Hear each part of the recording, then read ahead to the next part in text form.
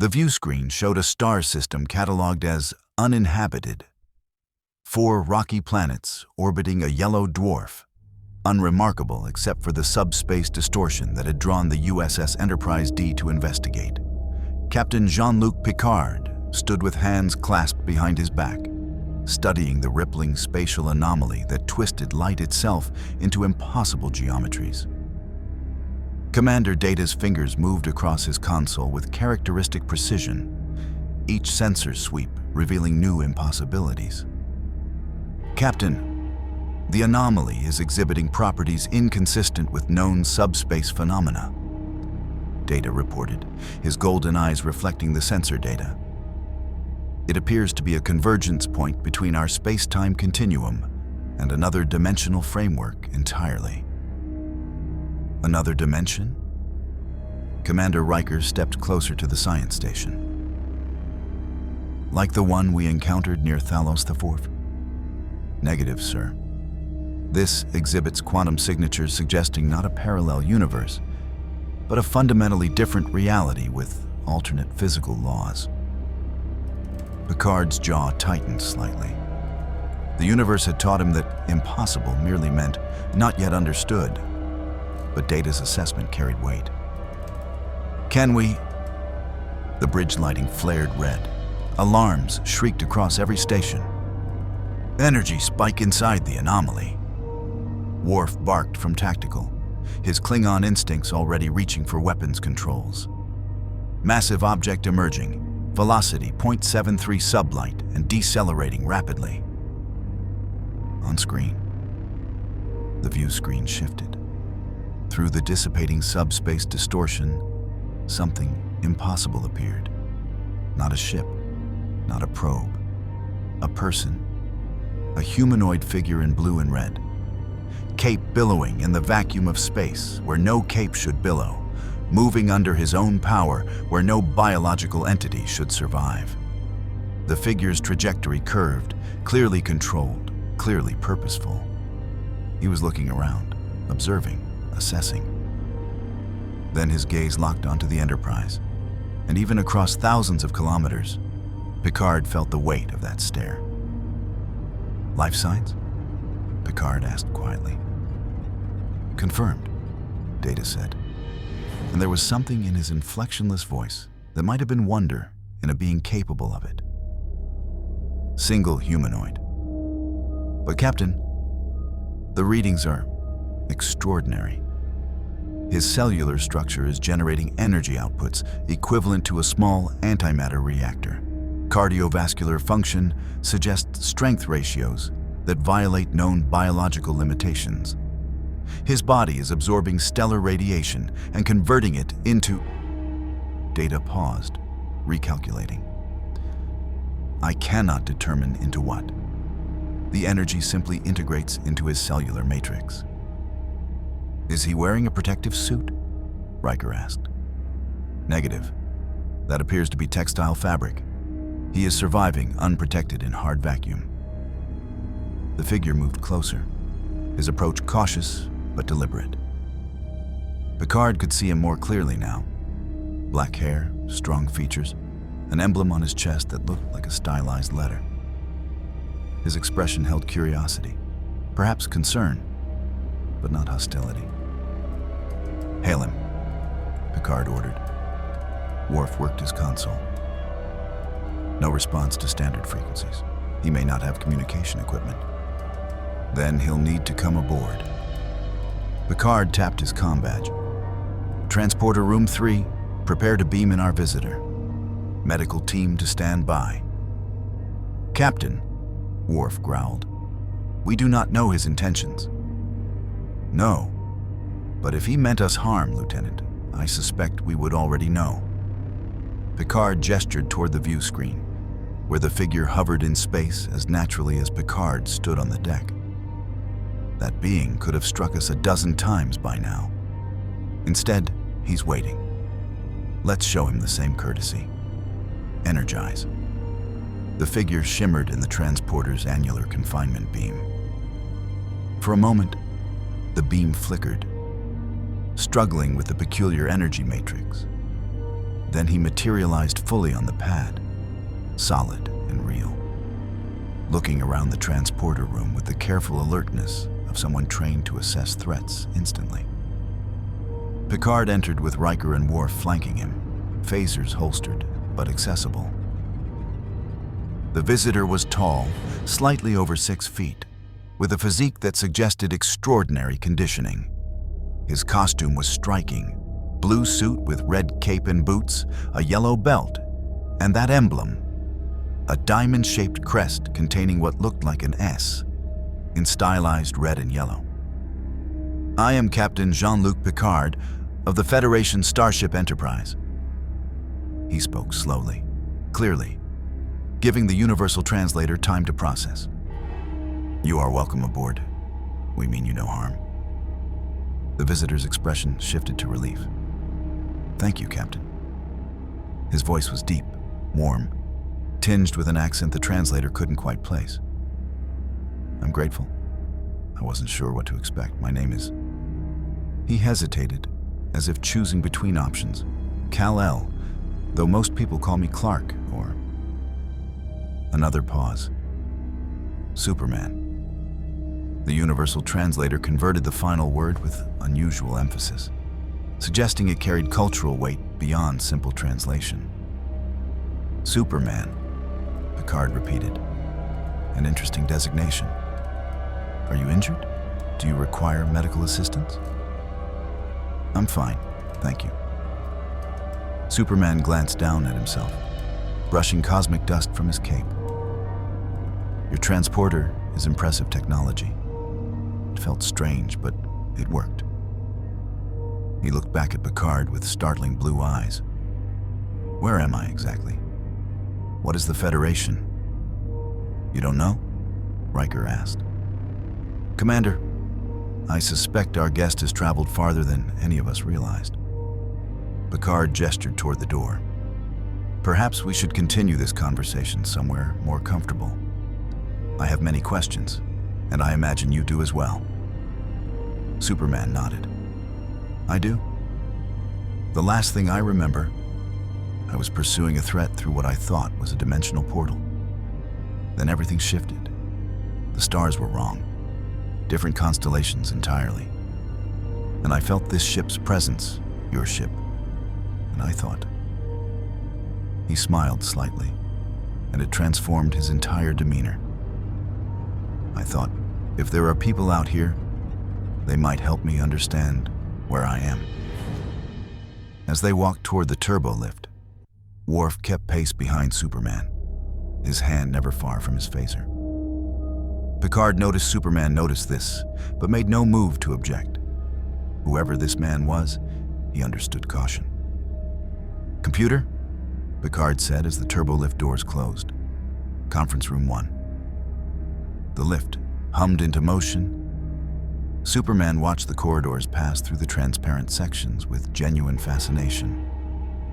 "You have artificial gravity, warp drive, based on your ship's configuration, faster than light travel." "You're familiar with advanced technology," Riker observed. "I've seen impressive things in my time." Superman's expression grew distant. "But never a ship quite like this. The design philosophy is different, more peaceful, exploratory rather than military." "An astute observation," Picard said.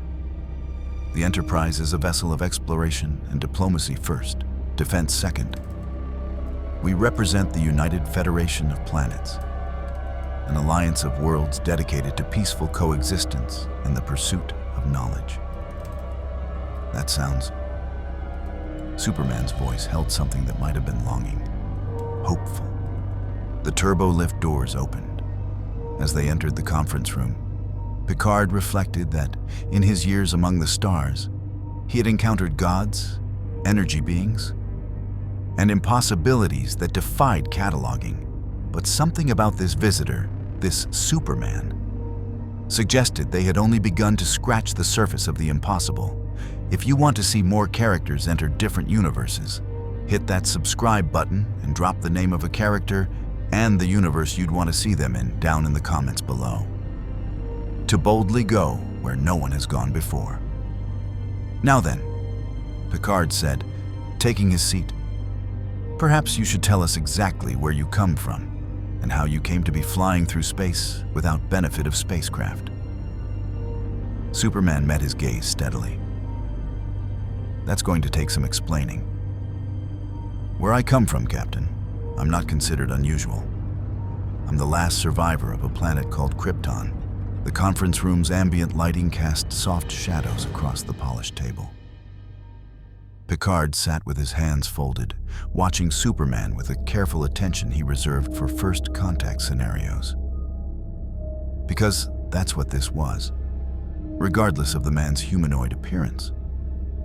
First contact with a being whose very existence challenged their understanding of biology. Krypton, Picard repeated. Computer, search Federation databases for any reference to a planet by that designation. Searching. The computer's feminine voice filled the brief silence. No matches found in Federation star charts, archaeological records, or xenological databases. Superman's jaw tightened slightly. I'm not surprised. Krypton was destroyed when I was an infant. My parents, Jor-El and Lara, sent me away in an escape pod before the planet exploded. They saved my life. His voice held old grief, worn smooth by time but never truly diminished. Data, who had joined them, tilted his head with that bird-like curiosity that marked his processing of new information. The destruction of an entire planet is an event of extraordinary magnitude. Do you know the cause? Geological instability. The core became unstable. Superman's hands rested flat on the table. My father tried to warn the Science Council, but they didn't believe him. By the time they realized the truth, it was too late for anyone but me. A tragedy, Picard said quietly. Entire civilizations lost resonated with every Starfleet officer. The Borg had taught them that lesson repeatedly. You said you were unusual on Krypton. May I ask why? I'm not unusual there. I'm unusual here, or wherever here is. Superman leaned forward slightly. On Krypton, under our red sun, I was ordinary.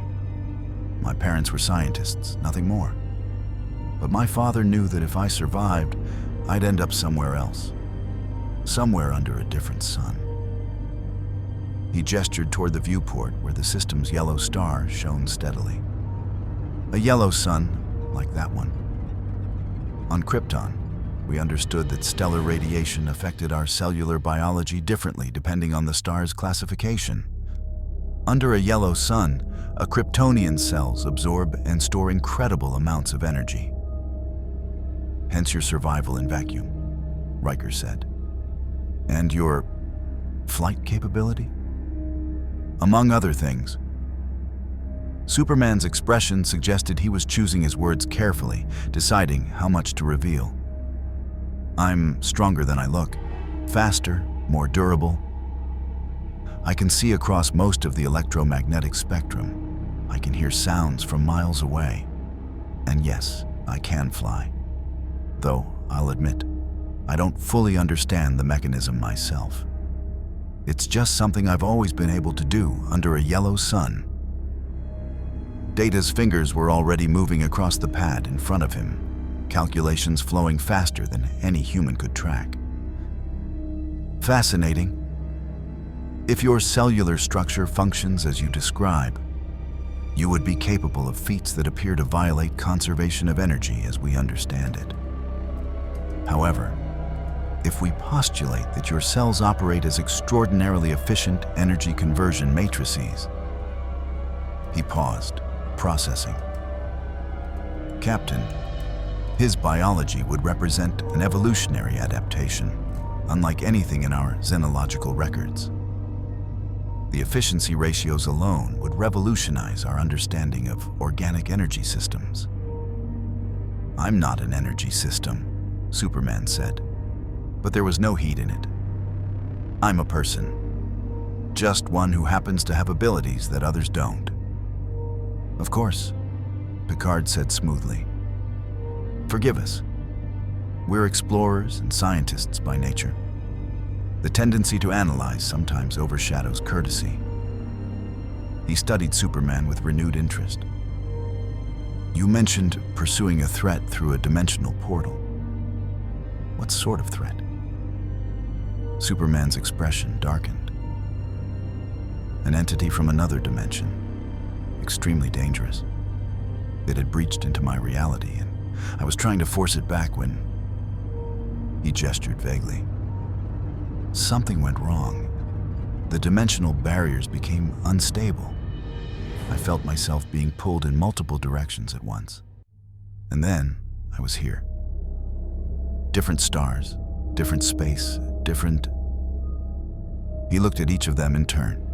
Different everything.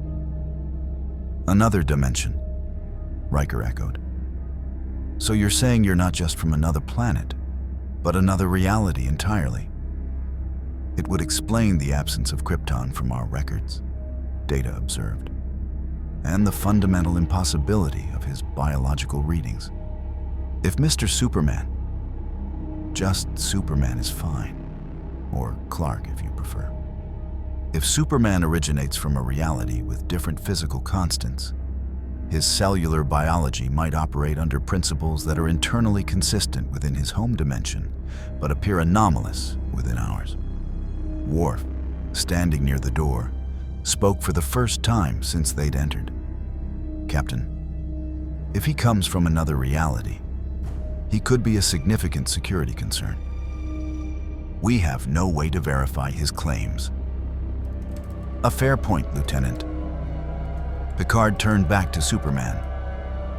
I hope you'll understand our caution. In our experience, beings of extraordinary power often attract extraordinary complications. I understand completely. Superman met Picard's gaze directly. Captain, I don't know if I can prove what I'm telling you, but I can tell you this. I'm not here to cause trouble. I'm lost. I want to understand where I am, and if possible, find a way home. He paused. And if I can't get home, I want to make sure the entity I was chasing didn't follow me through. The implications of that statement settled over the room like a shadow. This entity, Picard said carefully. How dangerous are we discussing? Very. It feeds on chaos and dimensional instability. If it's here, it could destabilize this entire region of space. Superman's hands clenched slightly. I've spent years protecting my Earth from threats. Metahumans, alien invasions, dimensional incursions. This entity represents one of the most dangerous categories. It doesn't think like we do. It exists partially outside normal space-time. Captain, Data interjected. I should note that our sensors detected unusual quantum fluctuations near the dimensional breach when Superman emerged.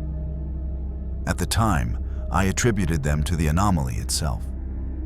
But if another entity passed through, then we may have more than one unexpected visitor. Picard stood, pacing to the viewport. The yellow star blazed steadily, unaware and uncaring of the complications unfolding nearby. Superman, you've been forthright with us. I'll return the courtesy. You've arrived in the 24th century by our calendar. The United Federation of Planets spans hundreds of worlds across thousands of light years. We have encountered countless species, explored phenomena that defy easy explanation. And yes, we have faced threats that challenged our very survival. He turned back to face their guest. But we operate under a set of principles. Chief among them is the Prime Directive, General Order 1. We do not interfere in the natural development of civilizations that have not yet achieved warp capability. We believe that each species must be allowed to progress at its own pace, make its own mistakes, and find its own way to the stars. Superman frowned slightly. That sounds noble. But what if a civilization is in danger? What if you could save them? Then we face one of the most difficult decisions in Starfleet. Picard's voice carried the weight of experience. We have watched civilizations fall, knowing we possess the power to save them, and done nothing because interference would rob them of their right to self-determination. It is not an easy philosophy, but it is necessary. With respect, Captain, I disagree. Superman's tone remained respectful but firm. Where I come from, if you have the power to help and you don't, you're complicit in the harm that follows. I was raised to believe that ability creates responsibility. A fundamental philosophical difference, Data observed. Captain Picard represents a culture that has learned through painful experience that intervention, however well-intentioned, often causes more harm than good. Superman represents what appears to be a more interventionist ethical framework. We're going to need to understand each other better, Riker said. Captain, with your permission, I'd like to assign quarters to Superman and give him time to rest. This has to be disorienting. Picard nodded slowly. Agreed. Superman, you are welcome to remain aboard the Enterprise while we investigate the anomaly and search for any sign of your entity. I would ask that you refrain from using your abilities in ways that might affect the ship's systems or crew without prior authorization. Superman stood, and there was something about the way he moved. Controlled power, barely restrained. I appreciate the hospitality, Captain. I'll cooperate fully, but I need to be clear about something. His blue eyes were steady, holding no threat but absolute conviction. If there's danger, if people are at risk, I will act to protect them. It's not negotiable. It's who I am. The silence that followed was thick with implication. Worf's hand had drifted closer to his phaser. Data watched with calculating interest. Riker's expression showed concern. Picard simply nodded once. I would expect nothing less from a man who calls himself Superman. But understand this. On this ship, we face danger as a crew, following Starfleet protocols and Federation law. If you're to remain aboard, you'll need to learn how we do things. Strength alone does not solve every problem. In my experience, Captain, it doesn't solve most of them. Superman's expression softened slightly. But it helps when everything else has failed. I'll learn your ways. I'm good at adapting. But I won't stand by if someone's about to die when I could have prevented it. Then we understand each other. Picard extended his hand, and after a moment's hesitation, Superman took it. The handshake was firm but carefully controlled. Picard noticed Superman's conscious effort not to apply too much pressure. A man who had learned to live in a world more fragile than himself. Commander Riker will show you to your quarters. We'll reconvene in 6 hours to discuss our next steps. Picard released Superman's hand. Welcome to the Enterprise, Superman. I suspect your arrival will prove enlightening for all of us. As Riker led Superman from the conference room, Worf moved closer to Picard. Captain, he could be extremely dangerous. Yes, Picard agreed quietly. But Lieutenant, I've learned that the most dangerous beings are often those who mean well. Superman wants to help. That may be the most concerning thing about him. Data tilted his head. Sir? Picard looked out at the stars. Because, Mr. Data, helping is rarely as simple as it appears, and I fear Superman is about to learn that lesson the hard way. Dr. Beverly Crusher stood in sickbay, staring at her medical tricorder as if sheer concentration might force the device to make sense. Behind her, The diagnostic bed held Superman, Clark, as he'd asked her to call him, who had agreed to a medical examination with surprising good humor for someone who looked profoundly uncomfortable with the idea of being studied. "I appreciate you doing this voluntarily," Beverly said, making another pass with the tricorder. The device chirped in confusion, cross-referencing impossibilities. "Most people in your position would be less cooperative." Clark smiled slightly from where he sat on the biobed, still wearing his distinctive suit. "I've dealt with enough doctors to know that fighting a medical exam only makes it take longer. Besides, you seem genuinely curious rather than trying to figure out how to weaponize me. I can't speak for the entire Federation, but that's not how we do things on this ship." She frowned at her readout. "Clark, your cellular structure is, I don't have a better word for it than miraculous. Each of your cells appears to function as an independent energy storage and conversion unit. You're essentially a living battery, but the efficiency ratios are beyond anything our technology can achieve." "Kryptonian evolution," Clark said quietly. "My people developed under a red sun, but our ancestors evolved on a planet that moved between systems. Or at least, that's the theory my father's research suggested. Our cells adapted to extract maximum energy from whatever stellar radiation was available." Beverly moved to a console, pulling up a detailed scan. "Your cardiovascular system is pumping blood that contains hemoglobin, but also compounds I can't identify. Your skeletal structure is humanoid, but far denser. I'd estimate your bones are hundreds of times stronger than a human's. Your muscular system..." She shook her head in wonder. "Clark, you could probably lift this entire ship." "I don't know about that." He looked down at his hands, flexing them slowly. "I've never really tested my limits. There's always been a concern that if I push too hard, I might cause more damage than I prevent." The door chimed. "Come," Beverly called. Data entered, carrying a pad and what looked like a specialized sensor package. "Dr. Crusher, Superman, I hope I'm not interrupting."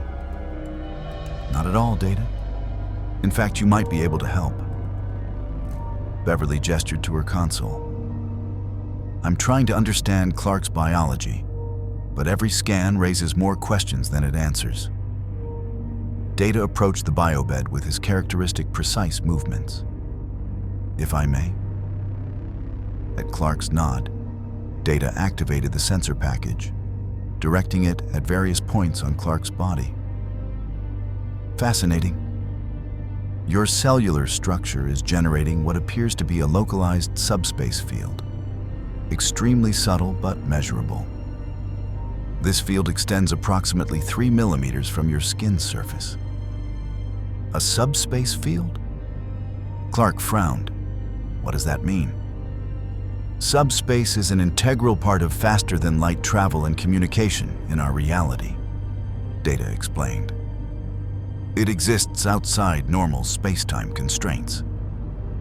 The fact that your cells are generating subspace effects suggests your biology interfaces with physical laws in ways we are only beginning to understand." He paused, processing. "It may explain your flight capability. If your subspace field can be manipulated consciously or unconsciously, you could theoretically alter your relationship with gravitational forces." "So I'm not actually flying," Clark said slowly. "I'm manipulating gravity?" "A hypothesis only, but it would provide a physical mechanism for what otherwise appears to be conservation of momentum violations." Data's eyes gleamed with intellectual excitement, as much emotion as his positronic brain allowed. "May I ask you to demonstrate your heat vision capability?" Clark glanced at Beverly, who nodded. "Safely, please." "Of course." Clark focused on a medical scanner across the room. His eyes, normal blue one moment, suddenly glowed with red-orange light. Twin beams lanced out, precisely controlled, heating the scanner's metal casing until it began to glow faintly. Then the beams cut off, and his eyes returned to normal. Data had recorded everything with his tricorder. Extraordinary. Your eyes emitted concentrated electromagnetic radiation in the infrared and visible spectrum. The energy output was considerable, approximately 5,000 degrees Celsius at point of emission. Yet your ocular tissue shows no damage whatsoever. It doesn't hurt, Clark confirmed. It's actually one of the easier abilities to control. When I was learning, I accidentally set a few things on fire. But now I can adjust the intensity precisely. Beverly moved closer, her medical curiosity overriding her usual caution. Clark, may I scan your eyes specifically? Sure. She directed the medical scanner at his face. Your retinal structure is unlike anything in our xenological database. There are additional layers of tissue that appear to serve as focusing arrays. And the energy pathway. She looked up, meeting his gaze. The energy for your heat vision is being drawn from your cells' stored stellar radiation and channeled through neural pathways directly to specialized structures in your eyes. It's weaponized biology, but naturally evolved. My father called it a survival mechanism, Clark said. Krypton was dangerous before we became civilized. Predators, environmental hazards, our abilities would have helped our ancestors survive. A logical hypothesis, Data agreed. Natural selection would favor traits that enhance survival. Your strength, durability, and sensory capabilities would provide significant evolutionary advantages. He tilted his head. I have a question of a more philosophical nature, if I may. Go ahead. You possess abilities that place you far beyond human, or most humanoid, capabilities. Yet you choose to use these abilities in service of others. This implies a strong ethical framework. May I ask what guides your decisions about when and how to intervene? Clark was quiet for a moment, considering. That's a good question, one I've asked myself many times. He looked down at his hands again. When I was young, I wanted to help everyone. Every problem, every danger. My adoptive parents, the Kents, who raised me on Earth, taught me that I needed to be careful. That people might fear me if they knew what I could do. But they also taught me that if I could help, I should. A simple principle, Beverly observed, but not always simple in application. No, Clark agreed. I've made mistakes. Times when I intervened and made things worse. Times when I didn't intervene and regretted it. I've learned that having power doesn't mean you have all the answers. But I've also learned that doing nothing when you could act is its own kind of action. Inaction has consequences too. Data processed this.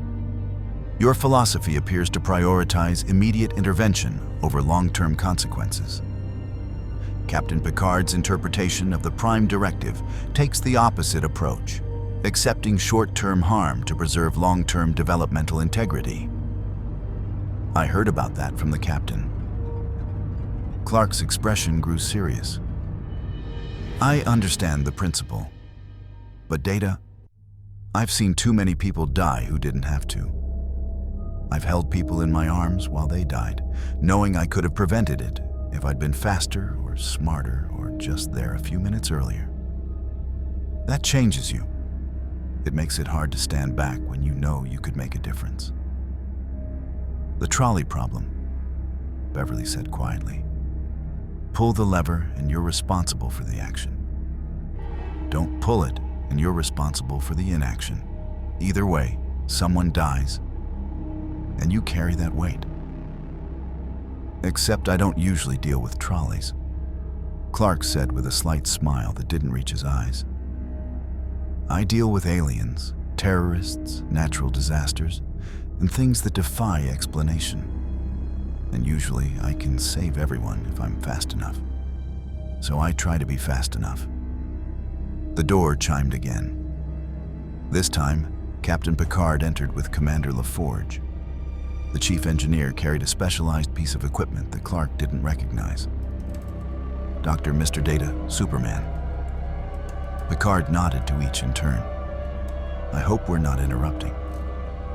Not at all, Captain, Beverly said. We're just finishing the medical examination. To summarize, Clark is exactly what he claims to be. A biological entity evolved under conditions we can barely imagine, with capabilities that challenge our understanding of physics. He's also in perfect health, which is somewhat redundant given his cellular regeneration capabilities. Good to hear. Picard turned to LaForge. Commander? Geordi stepped forward, adjusting his visor. Superman, I'd like to run some tests on your energy absorption and conversion processes, if you're willing. I've been studying the sensor logs from when you emerged from the anomaly, and there are some things about your energy signature that don't quite add up. What kind of things? Clark asked, standing from the biobed. LaForge activated a handheld device that emitted a soft blue glow. Well, for one, you should be radiating heat, like a fusion reactor given the energy levels Dr. Crusher is detecting. But you're not. Your surface temperature is almost exactly normal human baseline. 98.6 degrees Fahrenheit. That means your body is storing or converting energy with near perfect efficiency. No waste heat whatsoever. And that's unusual. In our universe, that's impossible. Geordi moved the device around Clark's body, watching the readouts. Our best antimatter reactors achieve maybe 85% efficiency. You're looking at something close to 99.9% or higher. The laws of thermodynamics don't allow for that kind of efficiency in energy conversion. Clark frowned. What are you saying? I'm saying. Geordi looked up, his visor's optical sensors glinting, that your biology operates under physical principles that don't match our reality's baseline constants. Data's right about the subspace field. That might be part of it. But I think there's more going on. Your cells are interfacing with space-time itself in ways we can't measure with standard equipment. Which brings us to the critical question, Picard said. Superman, your presence here, a being whose very existence appears to violate our physical laws, could have consequences we don't yet understand. The dimensional breach that brought you here may have created instabilities we cannot predict. Clark straightened, his expression growing concerned. You think I'm dangerous just by being here? Not dangerous, Picard corrected. Unpredictable. Unknown variables in a finely balanced system. He softened his tone slightly. We're not accusing you of anything, but we need to understand you better if we're to help you find your way home. And if I can't get home? The question hung in the air. Data was the one who answered. Then we will need to determine what role you might play in this reality, and whether your continued presence poses risks to the fundamental stability of our space-time continuum. Clark looked at each of them in turn. Beverly with her medical concern, Data with his analytical curiosity, Geordi with his engineering fascination, and Picard with his careful diplomatic assessment. I understand. I'll cooperate with any tests you need to run. But Captain, I need to make something clear. Yes. I'm not a threat to your reality. I'm just a person trying to do the right thing. His voice was firm but not hostile. I didn't ask to come here. But now that I am here, I'm not going to hide or pretend I'm something I'm not. If people need help, I'll help them. If there's danger, I'll face it. That's not negotiable. Picard studied him for a long moment. I respect your convictions, Superman. But understand that in this reality, among these stars, the right thing is not always the obvious thing. Power without wisdom causes more harm than good, and you have a great deal of power. Then help me understand the wisdom, Clark replied. I'm willing to learn, but I won't become someone who stands by and does nothing. No one is asking you to. Picard's expression was unreadable. But we may ask you to think before you act, to consider consequences beyond the immediate crisis, to understand that sometimes the hardest choice is to respect another civilization's right to face their own challenges without interference. Clark met his gaze steadily. And if they're facing challenges that will kill them? Challenges they didn't ask for and can't possibly overcome? Then we face a moral dilemma that has troubled Starfleet captains for generations. Picard's voice was quiet but carried absolute certainty. And we face it together, as thinking beings who understand that every action creates consequences we cannot fully predict.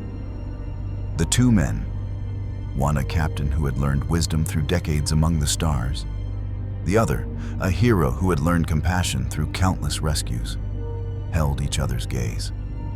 Neither backing down, but neither hostile. Simply two different philosophies, meeting for the first time in a reality neither fully understood. We'll see, Clark said finally. Yes, Picard agreed. We will. The Enterprise hung in standard orbit around a Class M planet designated as Ventax-D in the ship's database. Clark stood at the rear of the bridge, staying out of the way as the crew worked with practiced efficiency. He'd been aboard for 3 days now, learning the rhythms of the ship, studying the Federation through observation and countless conversations with Data, who seemed endlessly patient with questions. But watching wasn't the same as understanding. And what he was watching now made his jaw clench with frustration. On the view screen, the surface of Ventax-2 showed signs of severe ecological collapse. The planet's indigenous population, humanoid, pre-warp, civilization roughly equivalent to Earth's late 20th century, was facing catastrophic climate destabilization. Their polar ice caps were melting at accelerated rates. Coastal cities were flooding. Agricultural zones were experiencing droughts and crop failures. Geological survey confirms the data. Data reported from his science station. The planet's magnetic field has weakened by 23% over the past decade. Solar radiation penetration has increased proportionally. Climate destabilization is accelerating. Can they fix it themselves? Riker asked, studying the readouts. Unlikely, Commander. The Ventaxians possess late industrial technology. They lack the scientific infrastructure to address planetary-scale magnetic field degradation. Without intervention, their civilization faces significant population decline within the next century. Clark's hands tightened into fists. A century. Data said it so calmly, as if 100 years of suffering and death was just another data point. He kept his voice level. Captain, if the magnetic field is weakening, could we stabilize it? Reinforce it somehow? Picard didn't turn from the view screen. The technology exists.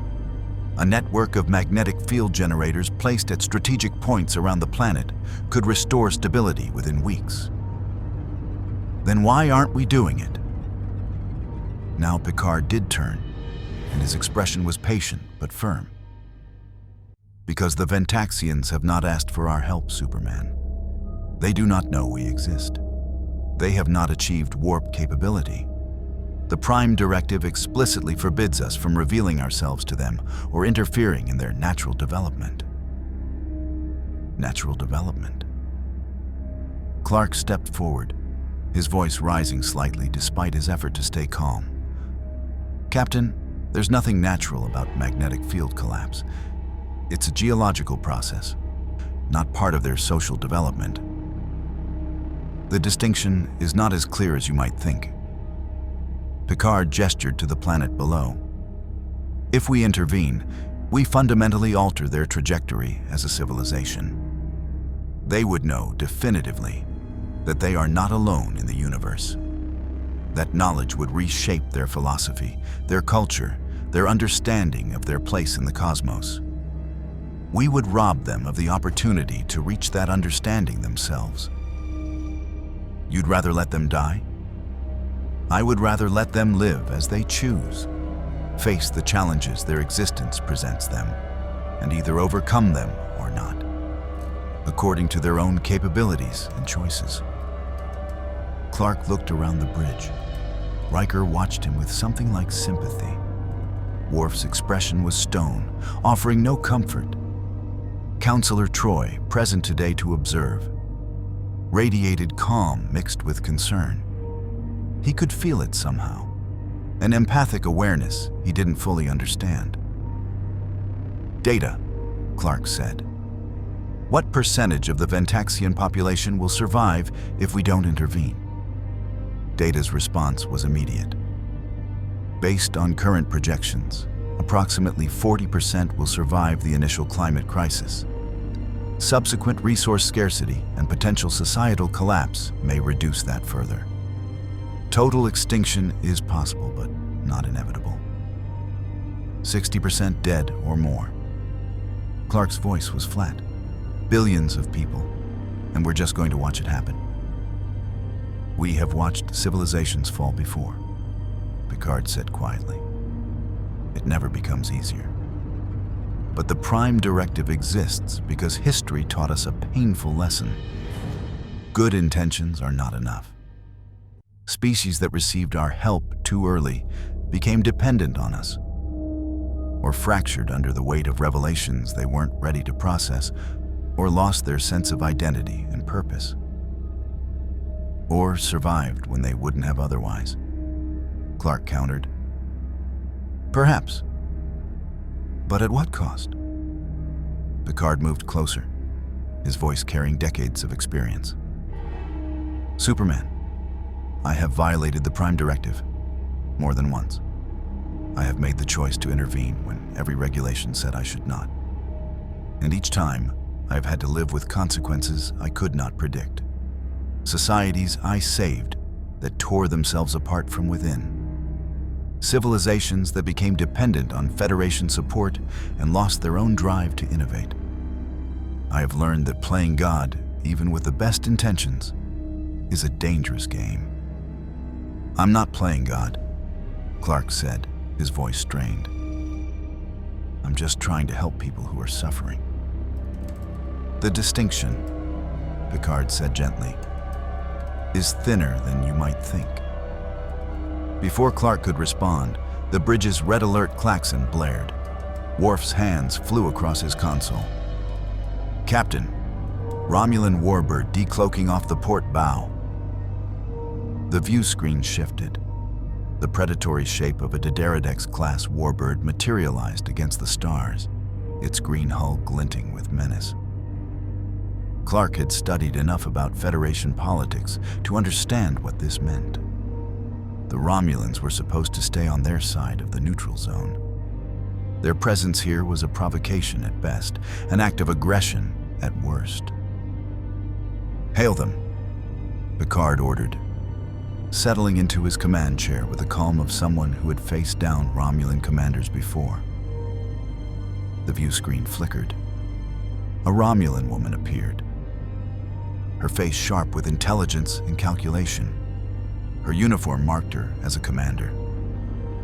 "Captain Picard, how unexpected to find the Federation's flagship so far from home." "Commander Sella." Picard's tone was carefully neutral. "This is Federation space. You're in violation of the Treaty of Algeron." "Am I?" Sella's smile held no warmth.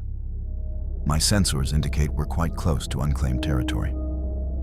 But jurisdiction is not why I'm here. Her eyes shifted, scanning the Enterprise bridge, and locked onto Clark. I'm here because my intelligence division detected something unusual in this sector, an energy signature that matches nothing in our databases. And there it is, standing on your bridge. Clark felt every eye on the bridge turn toward him. He remained still, meeting Sella's gaze through the view screen with the same calm he used when facing down villains back home. "Superman," Sella said, and the universal translator carried her emphasis perfectly. A curious designation for an even more curious being. The Tal Shiar has been analyzing the sensor data from your arrival. A biological entity with power output rivaling a small starship. Invulnerable to conventional weapons. Capable of flight without technological assistance. She leaned forward slightly. The Romulan Star Empire would very much like to understand how such a being came to exist. "He's a guest aboard this vessel," Picard said sharply. "And under Federation protection." Protection? Sella's laugh was cold. "Captain, I'm not threatening him. I'm offering him an opportunity. The Federation will study you like a specimen, Superman. They'll constrain you with their precious Prime Directive, tell you when and where you can use your abilities, wrap you in regulations until you're as neutered as their philosophy." She gestured expansively. "But the Romulan Empire understands power. We respect it. We could offer you a place where your abilities would be valued, not feared. Where you could act without committees and regulations holding you back." "Is that what you call it?" Clark asked, speaking for the first time. "Respecting power. From what I have learned, the Romulan Empire conquered half a dozen species, enslaved populations, and rules through fear. That's not respecting power, that's abusing it." Sella's expression hardened. "And the Federation does what? Stands by while civilizations die, protected by their moral superiority? I know about Ventax too, Captain Picard. I know the planet below is dying. And I know you're doing nothing to help them because your Prime Directive forbids it." She looked back at Clark. "Is that the kind of philosophy you want to follow, Superman? The kind that lets billions die to preserve an abstract principle?" Clark felt the trap closing. Sella had perfectly identified the tension eating at him, weaponized it, and now she was using it to drive a wedge between him and the Enterprise crew. It was sophisticated manipulation, and it was working because part of him, the part that had spent years saving lives, agreed with her criticism. "That's enough, Commander," Picard said. "State your business or leave Federation space." "My business is simple." Sella's smile returned. "The Romulan Empire claims salvage rights to any technology or biological entities that emerge from dimensional anomalies in unclaimed space. Since Superman arrived through such an anomaly near the neutral zone, we have a legitimate claim to study him." "Under what treaty?" Riker demanded. "Under the Treaty of Calderus, which the Federation signed 17 years ago." Sella's smile widened. "Article 14, Section 7. Look it up, Commander. We have a legal right to examine any dimensional phenomena in border regions, and Superman qualifies." Picard's jaw tightened almost imperceptibly. "That treaty applies to non-sentient phenomena and technology, not living beings." "Then we have a jurisdictional dispute." Sella leaned back in her chair. "I propose a simple solution. Let Superman decide. He's a free agent, not a Federation citizen. If he chooses to come aboard my vessel for examination, that's his choice. If he chooses to remain with you..." She shrugged.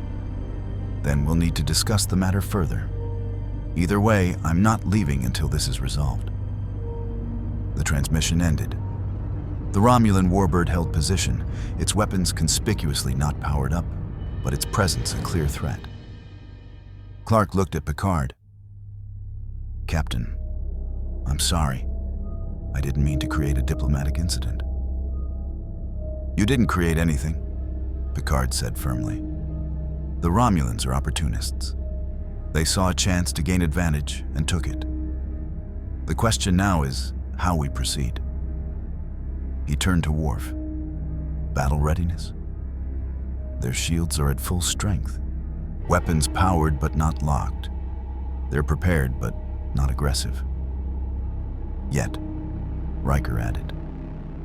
Troy stepped forward. "Captain, I sense calculation from Commander Sella.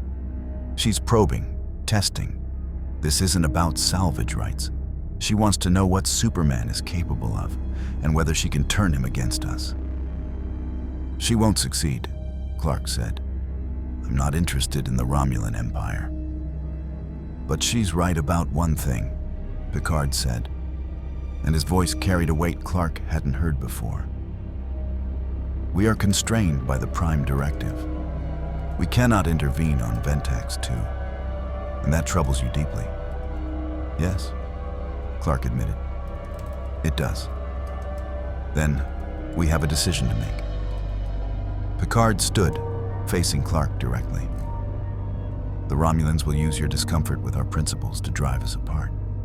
They'll offer you freedom to act while painting the Federation as callous bureaucrats who value rules over lives. And part of that argument will resonate with you because you believe deeply in direct action." "What are you saying, Captain?"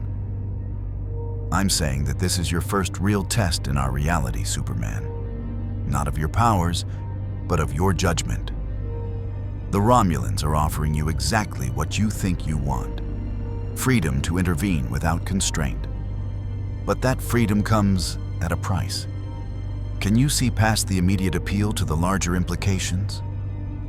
Clark looked at the view screen, where Ventax the II continued its slow death spiral. Then at the Romulan warbird, waiting with predatory patience. Then back at Picard, who watched him with an expression that held challenge and respect in equal measure. "I see them," Clark said finally, "and I don't like either option." "Welcome to Command Decisions," Riker muttered. "Captain," Data interrupted, "I am detecting unusual subspace fluctuations near the anomaly that brought Superman to our reality. They are intensifying. Elaborate. The dimensional breach appears to be destabilizing. If the trend continues, it could expand significantly, potentially large enough to allow transit of larger objects or entities."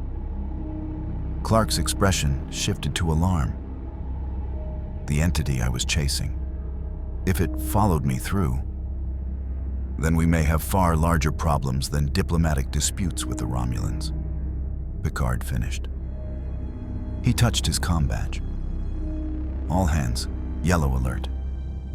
Mr. Data, continuous monitoring of that anomaly. Superman, I believe we'll need your expertise on dimensional threats sooner rather than later." "Captain," Worf reported, "the Romulans are altering course. They're moving toward the anomaly." "Of course they are," Picard said. "Commander Sella never wastes an opportunity. She'll want to study the phenomenon while asserting her salvage rights claim." The bridge fell into focused activity. Crew members at their stations, protocols engaging, the Enterprise preparing for potential conflict or crisis, or both. Clark stood in the middle of it all, feeling the weight of choices he didn't fully understand in a reality whose rules made his instincts scream in frustration. Below them, Ventax the Sioux continued dying. Behind them, a dimensional anomaly pulsed with growing instability. Ahead, the Romulans maneuvered for advantage. And somewhere in the calculations and regulations and philosophical debates, people's lives hung in the balance. He'd faced world-ending threats before, fought gods and monsters, saved Earth dozens of times. But here, in this reality with these rules, he felt more lost than he had when he first emerged from that anomaly. "Captain," he said quietly, "I think we need to talk. Really talk. About what happens if that entity comes through. About what I'm willing to do and what you're willing to allow." Picard nodded slowly. "Agreed. But first, we need to ensure the Romulans don't complicate an already complex situation. Mr. Worf, maintain tactical readiness. Commander Riker, you have the bridge. Superman, with me?" As they headed toward the ready room, Clark cast one last look at Ventax the SKU on the view screen. Billions of people down there, unaware that their fate was being discussed by beings from the stars they didn't know existed. He'd saved billions before, but never by standing still. Never by watching and waiting while death approached with geological patience. This universe, he was learning, demanded a kind of heroism he'd never practiced.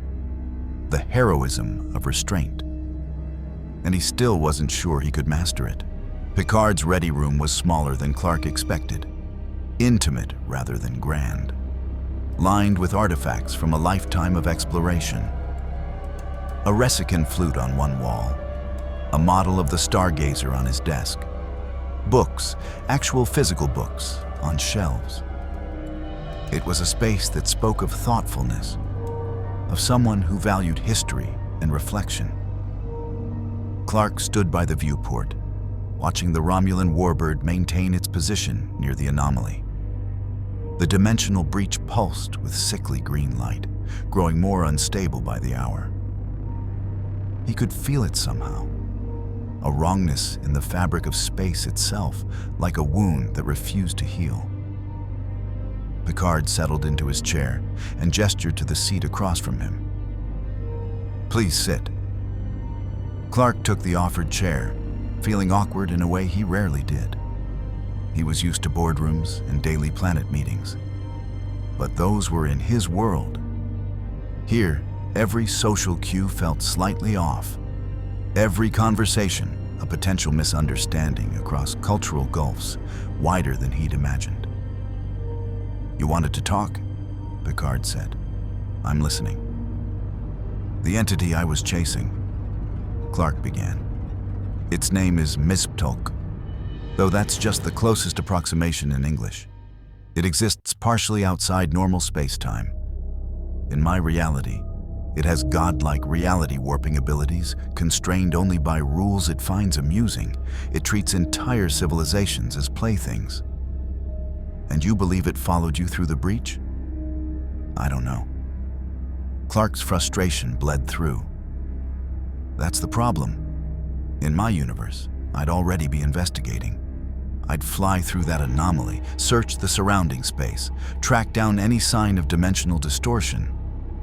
But here," he gestured helplessly, "I don't know the rules. I don't know what's safe. Data told me that tampering with dimensional anomalies without proper protocols could destabilize local space-time, that my presence alone might be making things worse. Data is correct." Picard steepled his fingers. "We've had experience with dimensional rifts. They're inherently unstable, and actions taken without complete understanding often cause catastrophic consequences. The Romulan Science Directorate lost an entire research station investigating a minor subspace tear 15 years ago. 137 people, gone in seconds when the rift collapsed on itself. So what do we do? Just watch and hope it doesn't get worse? No. We investigate carefully, gather data, formulate a plan based on science rather than instinct, and act with precision when we understand the variables." Picard's voice was patient but firm. "Superman, I understand your frustration. You're accustomed to immediate action. You see a problem, you solve it. That approach has undoubtedly saved countless lives in your reality. But not here? Here, in our reality, we've learned that immediate action without complete information often causes more harm than good. The Borg taught us that lesson at Wolf 3M59. 720 starships were destroyed because we underestimated the threat. 11,000 people died. I was assimilated, transformed into Locutus, their spokesperson, because we acted aggressively without understanding what we faced. Clark saw the pain in Picard's eyes. Old trauma, carefully controlled but never forgotten. I'm sorry. That must have been horrific. Yes. Picard's composure never wavered, but his voice carried weight. But it taught me humility. Power alone is insufficient. Knowledge, wisdom, careful consideration, these are equally vital. You have extraordinary power, Superman. But power without wisdom is dangerous to everyone, including those you seek to protect. I've made mistakes too, Clark said quietly. People I couldn't save because I was too slow or made the wrong choice. But Captain, the difference is I was trying. I was doing something. Your Prime Directive asks me to do nothing while people suffer. No. It asks you to think about consequences beyond the immediate crisis. Picard leaned forward. Let me pose a hypothetical. Suppose we intervene on Ventax 2. We reveal ourselves, deploy magnetic field generators, stabilize their planet. What happens next? They survive. Their civilization continues. Yes. But how do they continue? They know now that vastly superior beings exist who can solve their problems with ease. Do they continue to develop their own science? Or do they become dependent, waiting for the next crisis and the next intervention? Do their philosophers debate the nature of existence? Or do they simply worship us as gods? Do their children dream of reaching the stars? Or do they dream of being rescued? Clark frowned. You're assuming they'd become helpless. That's patronizing. Is it? Picard's voice remained calm. The Mintakans, a Bronze Age civilization we accidentally contacted, immediately assumed we were gods. Within hours, they had abandoned rational thought in favor of worship. They were preparing to make sacrifices to appease us. We nearly destroyed their cultural development through simple observation. Now multiply that by advanced technology that literally saves their planet. What do you think happens to their sense of agency? Some civilizations might handle it better. Perhaps. And that's the crux of the problem. We cannot know. Each civilization is unique. Each develops at its own pace, facing its own challenges, building its own identity through triumph and tragedy. The Prime Directive isn't about abandoning people to suffering. It's about respecting their right to shape their own destiny without our interference. Clark stood, unable to sit still any longer. He paced to the viewport, staring out at the stars. In my world, I met beings claiming to have similar philosophies. Gods who watched humanity struggle, insisting we needed to find our own way. But Captain, when I had the power to help and didn't, people died. Real people with families and dreams and futures. I couldn't hide behind philosophy when I could have saved them. And therein lies the fundamental question. Picard rose as well, moving to stand beside Clark at the viewport.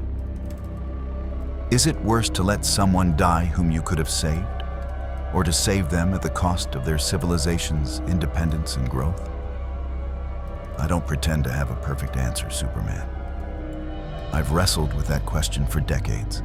Every Starfleet captain has. What answer did you reach? That both choices carry unbearable weight. Both create guilt and doubt. But I believe, I have to believe, that respecting another civilization's sovereignty, their right to face their own challenges without interference, is the foundation of a just universe. If we reserve the right to intervene whenever we judge it necessary, we become tyrants, regardless of our intentions. Clark turned to face him directly. Even if they're dying through no fault of their own, Ventax 2 didn't cause their magnetic field to collapse. It's not a consequence of their choices.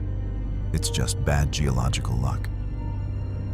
And in facing that bad luck, they will either develop the science to solve it, or they will adapt and survive in diminished numbers, or they will perish. But it will be their story, not ours. Their triumph or tragedy to claim. That's cold comfort to the billions who'll die. Yes, Picard agreed softly. It is, and I will carry that weight, as I've carried similar weights before. But Superman, consider the alternative. If we intervene every time we encounter suffering we could alleviate, we become caretakers of the galaxy. Every civilization becomes our responsibility, our burden, our property in all but name. We rob them of the struggles that define them, the challenges that force them to grow. We create a universe of children, forever dependent on our judgment. Clark was quiet for a long moment, processing. Everything Picard said made logical sense. But logic didn't ease the ache in his chest when he thought about preventable deaths, about power unused while people suffered. In my world, he said finally, there was a crisis. A weapon that could have destroyed Earth. I stopped it, but barely. And afterward, someone asked me, what gives you the right to make these decisions? Who elected you? Who made you humanity's guardian? I didn't have a good answer then. I still don't. That's the question every being with power must face, Picard said. And the fact that you ask it suggests you understand the danger inherent in your abilities. Many beings with your level of power would never question their right to act. They would simply impose their will and call it justice. Like Sela? Like the Romulans? Precisely. The Romulan Empire believes their superior strength and cunning give them the right to rule. They see other species as resources to be exploited or obstacles to be eliminated. They would use your power without hesitation or moral consideration. I'd never work with them. I know. But they made their pitch because they understand human nature, or humanoid nature, better than you might think. They know that frustration with constraints can lead even good people to compromise their principles. They're hoping your disagreement with the Prime Directive will drive you into their arms. Before Clark could respond, Picard's comm badge chirped. Bridge to Captain Picard? Go ahead, number 1. Riker's voice carried urgency. Captain, the anomaly just expanded by 300%. Data's detecting massive energy fluctuations. Something's coming through. Clark and Picard exchanged a glance. On our way. Yellow alert to red alert. All hands to battle stations.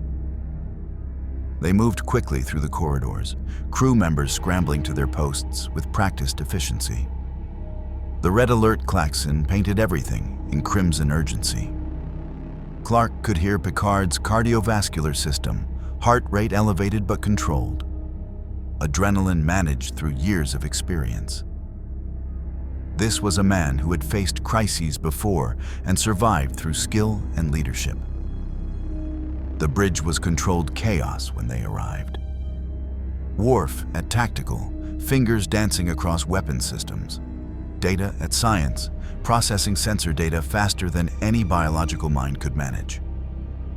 Riker in the command chair, rising as Picard entered. Report, Picard ordered, taking his seat. The anomaly has stabilized at 12 times its original size, Data said. Something is emerging, mass equivalent to a Galaxy-class starship, But Captain, his head tilted in that distinctive way. It is not a ship. It appears to be a single entity. On the view screen, the anomaly pulsed. Something vast and terrible was pushing through the dimensional barrier like a birth, wrong and violent and utterly alien. Clark felt his blood run cold as recognition dawned. "Oh no," he whispered. The entity emerged fully. It defied description, a being of impossible geometry, existing in more dimensions than human perception could process. Where Mex Weissptolk had been mischievous and playful, this was ancient and hungry. Space itself seemed to warp around it, reality bending to accommodate something that should not exist. "That's not Mex Weissptolk," Clark said, his voice tight. "It's something else, something worse. Sensors cannot properly analyze it," Data reported. "It exists partially outside normal space-time. Our instruments are detecting it in 11 dimensions simultaneously." "Weapons status?" Picard asked. "Phasers and photon torpedoes armed," Worf confirmed. "But Captain, I do not believe our weapons will affect it." "Why not?" "Because most of it does not exist in our dimensional framework. We cannot target what we cannot fully perceive." The entity moved, and movement was the wrong word. It simply was in a different location, bypassing the space between. It approached Ventax 2 with terrible purpose. Where it passed, space shimmered and distorted. Stars behind it appeared stretched and wrong. "It's heading for the planet," Riker said. Clark's hands clenched. "It's going to feed. These entities consume lower dimensional energy, life force, essentially. It'll drain Ventax 2 of every living thing." "Can you stop it?" Picard asked directly. "I don't know. Maybe. If it's similar to entities I've faced before." Clark moved toward the turbolift. "But I need to get out there. Now." "Wait." Picard stood. "Superman, if you engage that entity, the Ventaxians will see you. They'll see something impossible fighting something impossible above their planet. You'll be violating the Prime Directive as thoroughly as if we deployed the magnetic field generators." Clark stopped, turned. "Captain, that thing is about to kill billions of people. Right now. Not in a century, not from ecological collapse, in the next few minutes. Are you seriously asking me to let that happen to preserve your principles?" The bridge went silent. Every eye turned to Picard.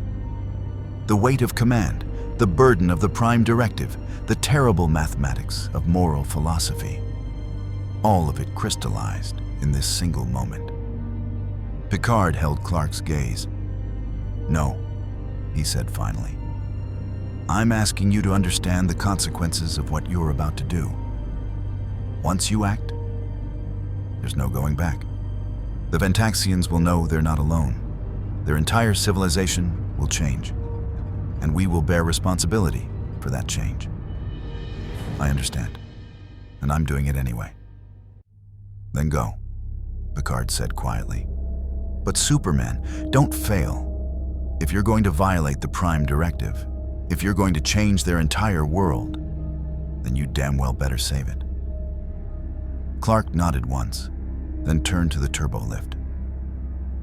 As the doors closed, he heard Picard's voice. "Mr. Worf, prepare all weapons. Data, continuous analysis of that entity. And someone get me Commander Sella on the comm. If Superman fails, we'll need every ship in the sector to evacuate Ventax. Thanks." The turbolift descended toward the shuttle bay. Clark took a deep breath. Preparing himself for battle against something that existed in dimensions his senses couldn't fully perceive. But he'd faced impossible odds before. The difference was, this time, he wasn't just fighting to save lives. He was fighting to prove that immediate action, that intervention despite the risks, could be the right choice. He was fighting to prove Picard wrong. Or maybe a small voice in his head whispered, he was proving Picard right. That power without wisdom led to consequences he couldn't predict. The shuttle bay doors opened. Beyond them, space awaited. And beyond that, an entity that defied comprehension approached a planet full of people who had no idea their entire existence was about to change. Clark launched himself into the void, cape streaming behind him, every cell in his body flooding with solar power as he accelerated toward the entity at speeds that made light seem slow. Time to find out what kind of hero he could be in a universe that didn't want heroes at all. Clark tore through space at speeds that would have broken the sound barrier 1,000 times over if there had been air to break. The entity loomed ahead, a mass of impossible angles and geometries that hurt to perceive directly, like looking at a shape that existed in dimensions human eyes weren't built to see. Space rippled around it, reality itself distorting under the weight of something that shouldn't exist in this universe.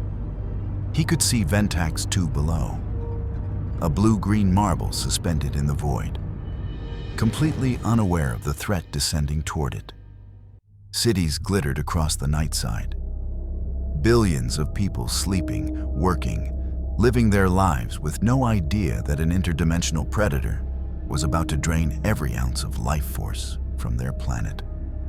Clark adjusted his trajectory, positioning himself between the entity and Ventax 2. "Hey!"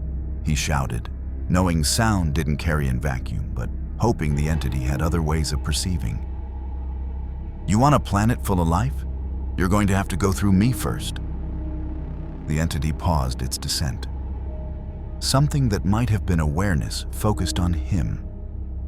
Clark felt the weight of its attention like pressure against his mind, ancient, hungry, and utterly alien. It spoke, and the words bypassed his ears entirely, manifesting directly in his consciousness. "Small thing, impossible thing, you do not belong here." "Yeah, well, neither do you." Clark's eyes glowed red as he charged his heat vision. "So why don't we both leave peacefully? I hunger. These lower dimensional beings will sustain me. You cannot prevent this. Watch me." Clark unleashed his heat vision. Twin beams of concentrated solar energy capable of melting through steel, stone, or anything physical he'd ever encountered. The beams struck the entity and passed through it. Not around it, not deflected, through, as if the entity wasn't entirely present in the dimensions where his heat vision operated. The entity didn't even flinch. Energy attacks in 3 dimensions, primitive, ineffective. Clark flew forward, building speed. If energy didn't work, maybe kinetic force would. He'd hit things hard enough to move mountains. Surely pure momentum counted for something. He slammed into the entity at Mach 50, putting every ounce of his strength into the impact. Nothing. He passed through it like smoke, tumbling through space before catching himself. The entity remained exactly where it had been, unaffected. You struggle against something you cannot comprehend. I exist across 11 dimensions. Your attacks reach only 4. You are a shadow-fighting substance. Clark's mind raced. On Earth, he'd fought Mesprelk by tricking him into saying his name backward, exploiting the rules of the Imp's own magic. But this entity was different. No games, no rules, just hunger and alien purpose. "Enterprise," he said, knowing his earpiece wouldn't work in vacuum. He flew back toward the ship, using hand signals he hoped they'd understand. Data would figure it out. The android missed nothing. On the bridge, Data's fingers flew across his console. "Captain, Superman is attempting to communicate. Based on his gestures and trajectory, I believe he is indicating that physical attacks are ineffective against the entity. Can we help him?" Picard asked. "Unknown. The entity exists primarily in dimensions we cannot directly access. However, Data's eyes gleamed with the spark of hypothesis forming. If we could create a dimensional anchor, a field that would force the entity to exist more fully in our space-time continuum, Superman's attacks might become effective. How long to configure such a field? Unknown. The mathematics alone would require. Romulan vessel is moving. Worf interrupted. They're heading directly toward the entity. On the view screen, the warbird accelerated, weapons hot. Commander Sella's face appeared. Captain Picard, that entity represents a clear threat to this sector. The Romulan Star Empire will not permit its continued existence near our borders. Commander, I strongly advise against... But Sella had already given the order. The warbird's disruptor banks opened fire, green energy lancing through space toward the entity. The beam struck its surface and simply vanished. Absorbed or deflected into dimensions the Romulans couldn't perceive. The entity's attention shifted from Ventax 2 to the warbird. Even from the Enterprise, Picard could feel the change. Predator recognizing a new target. Aggressive, unwise. The entity extended something, an appendage, a tendril, a concept given form. It touched the warbird's shields, and they collapsed instantly. The massive vessel shuddered as the entity began to drain its power core directly, siphoning antimatter energy across dimensional boundaries. They're losing containment, Data reported. Antimatter breach in 17 seconds. Clark watched the warbird dying, its crew of over 1,500 Romulans about to be vaporized in a matter-antimatter explosion. Enemies, yes. Manipulative and hostile, absolutely. But people, living beings who didn't deserve to die because they'd attacked something they couldn't understand. He shot toward the warbird, faster than thought. His hands gripped the hull, massive kilometers-long structure weighing thousands of tons. He pulled, straining every enhanced muscle fiber, every cell screaming with stored solar energy. The warbird moved, slowly, impossibly, against its own momentum and the entity's grip. Clark dragged it away from the entity, creating distance even as his X-ray vision showed him the antimatter containment failing. The core seconds from breach. 10 seconds to explosion, Data announced. Clark couldn't get the ship far enough away to save it completely, but he could. He released the warbird and dove between it and Ventax 2, spreading his arms wide. His cape billowed in the solar wind. He closed his eyes and focused every bit of power he possessed into creating a shield. Not physical, but a wall of sheer will and solar energy. An attempt to contain what was about to happen. The warbird's core breached. Matter and antimatter met in violent union, releasing energy equivalent to multiple photon torpedoes detonating simultaneously. The explosion consumed the warbird instantly, a miniature star blooming in the void. The shockwave hit Clark like a physical blow. Heat that would have vaporized planets washed over him. Radiation that would have sterilized solar systems tried to penetrate his cells. He gritted his teeth and held position, absorbing as much energy as his Kryptonian biology could handle, letting the rest dissipate into space rather than strike Ventax 2. The explosion faded. Clark hung in space, smoking slightly, his uniform charred but intact. His body had absorbed tremendous energy, enough to kill any normal being 1,000,000 times over. He felt it integrating into his cells, making him even stronger. Behind him, Ventax 2 remained untouched. Ahead, the entity watched with something that might have been curiosity. Interesting. You absorbed energy that should have destroyed you. Your biology is more complex than it appeared. The Romulans? Clark said. though he knew the entity didn't need words. The crew, did any survive? No. They were consumed by their own hubris and inadequate technology. 1,500 people, dead because they'd attacked without understanding, dead because they'd been arrogant and aggressive, but also dead because he hadn't stopped them, hadn't convinced them, hadn't found another way. Clark felt something shift in his chest. Not physical pain. Kryptonian physiology didn't work that way. But grief, failure, the weight of lives lost despite his power. Captain Picard was right, he said quietly. Power without wisdom. The Romulans had power. They used it without understanding, and now they're gone. The entity drifted closer. You begin to comprehend. This universe operates under laws you do not understand. Actions have consequences you cannot predict. That doesn't mean I stop trying to save people. Perhaps. But it means you must think before you act, or you will cause more harm than good. You're still threatening Ventax too. I hunger, I will feed. No. Clark's eyes glowed again, even though he knew heat vision wouldn't work. You won't. Then we are at impasse. You cannot harm me.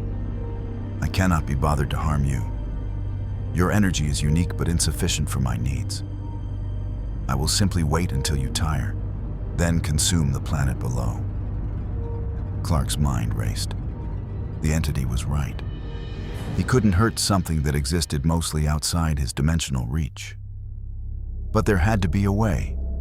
Some method of forcing it back through the anomaly, of sealing the dimensional breach, of a flash of light. Not normal light, something that bypassed the electromagnetic spectrum entirely and burned directly into consciousness. Clark spun, defensive instincts flaring. A figure appeared in the void. Humanoid, dressed in what looked like a Starfleet captain's uniform from a century ago. The being radiated power that made the entity seem almost mundane by comparison. And it was smiling with the kind of amusement that suggested it had been watching this entire situation unfold for entertainment. Well, the being said. And his voice carried perfectly through vacuum because physics was apparently optional. This is delightful. A Kryptonian in the 24th century, fighting an 11-dimensional predator above a pre-warp planet while a Federation captain has a moral crisis on his bridge. Oh, I haven't been this entertained in decades. Clark stared. Who are you? The being's grin widened. I, my dear Superman, am Q. And I think it's time we had a little chat about what makes beings like us so special and so dangerous. On the Enterprise bridge, every sensor suddenly screamed alert.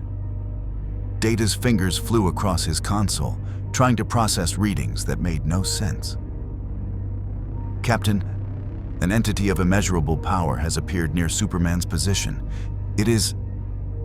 He paused, recognition dawning. It is Q. Picard's expression hardened. Of course it is.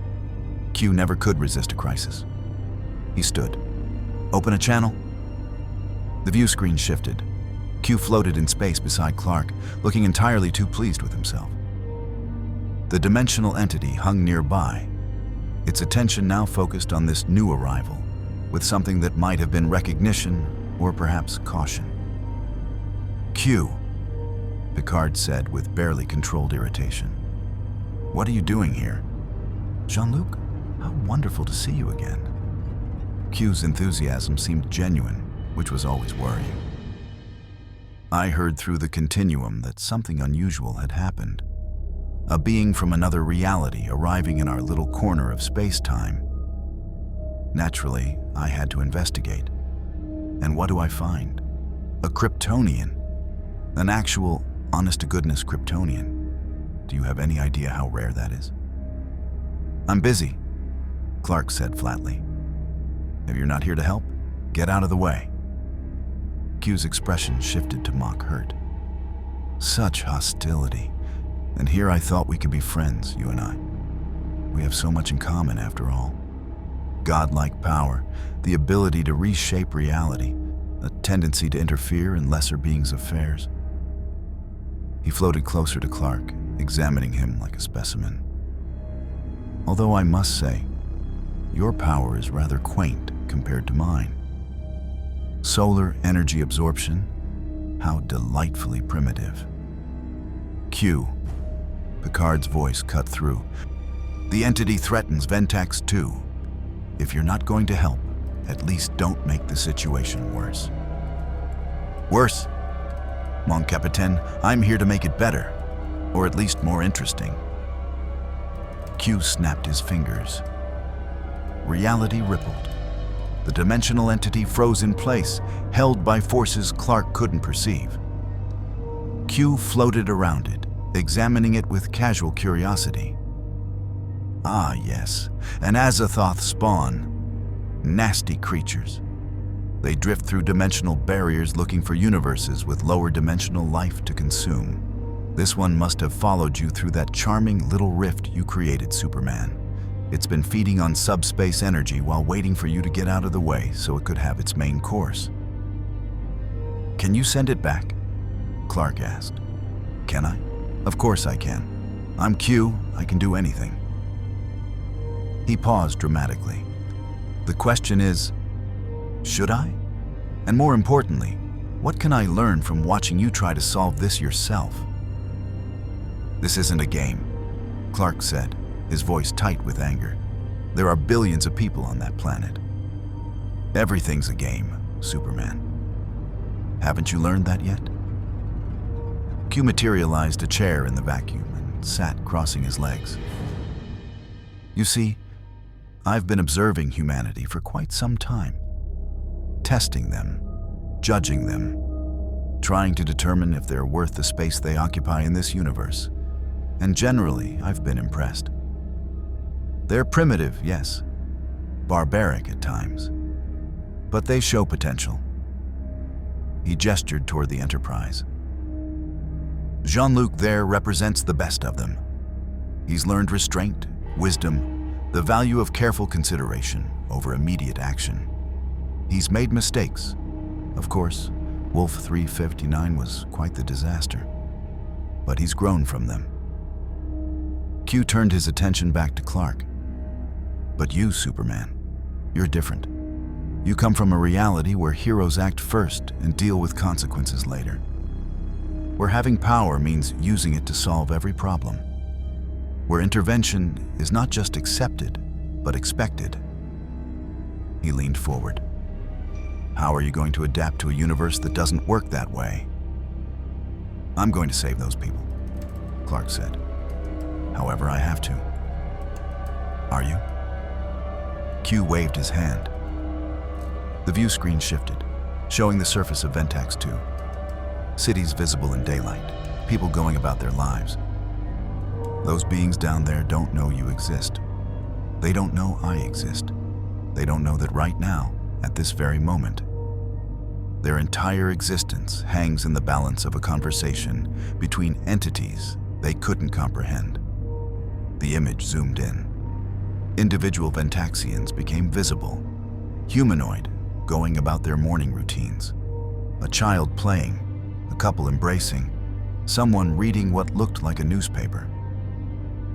If you fight that entity and win, Q continued, they'll see you. They'll witness an impossible being defeating an impossible threat. Their entire understanding of reality will shatter. Their religions, their philosophies, their sense of self-determination, all gone in an instant. Better than being dead, Clark countered. Is it though? Q's voice took on an edge of genuine curiosity. Jean-Luc, help me out here. Explain to Superman why the Prime Directive exists.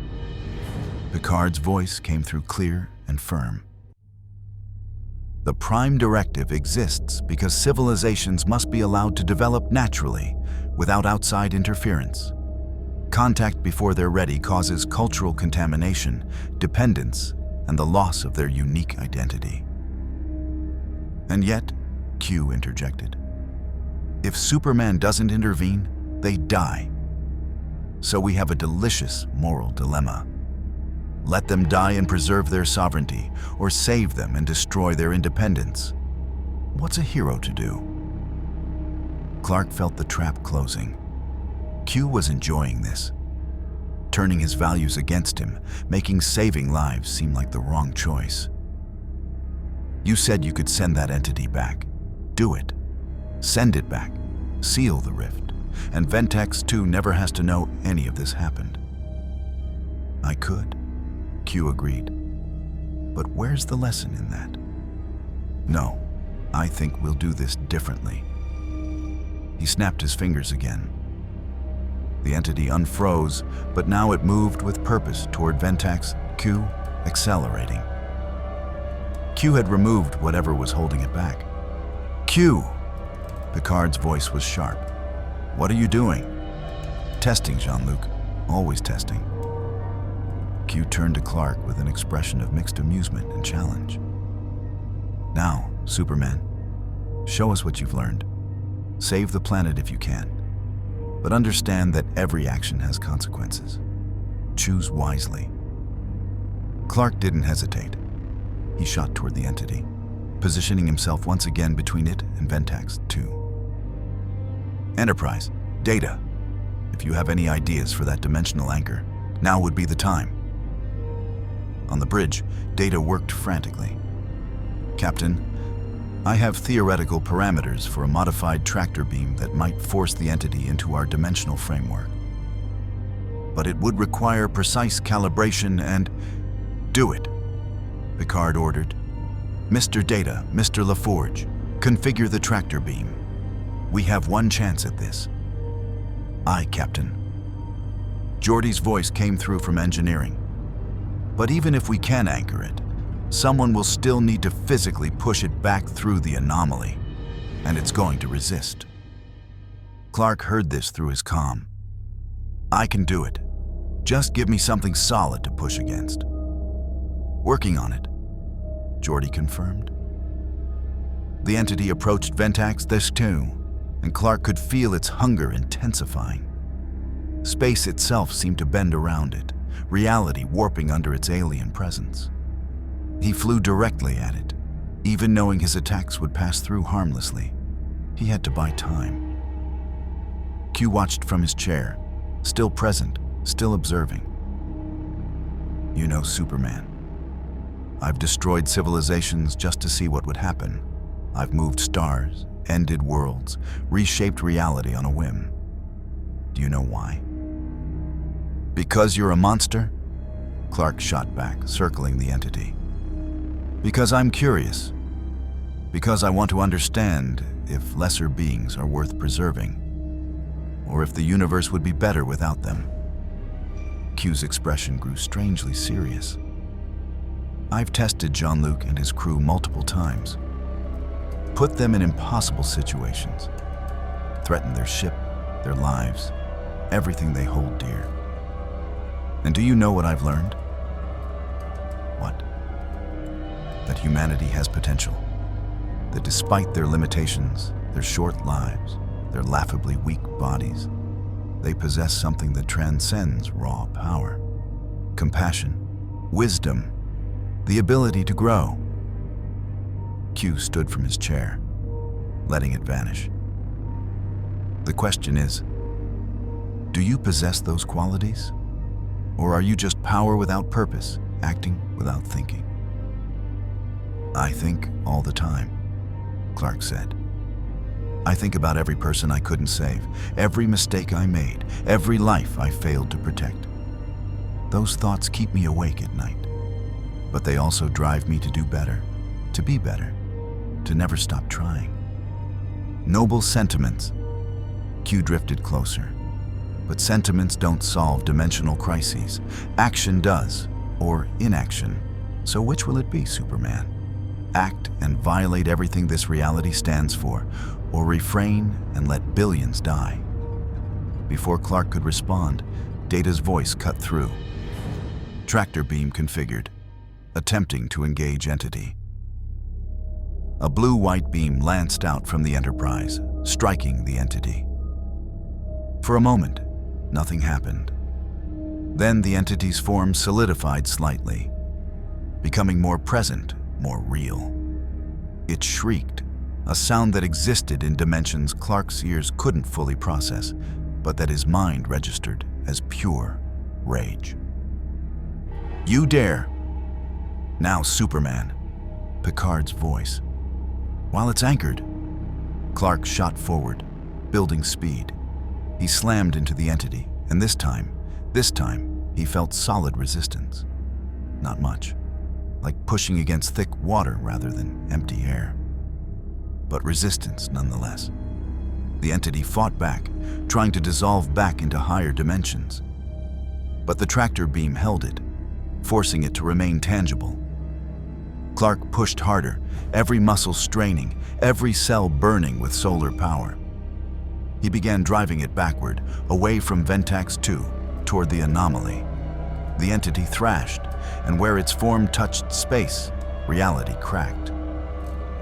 Clark could see through the cracks into other dimensions, geometric nightmares that hurt to perceive. "The anomaly is destabilizing," Data reported. "If Superman can push the entity through in the next 47 seconds, I can seal the rift behind it.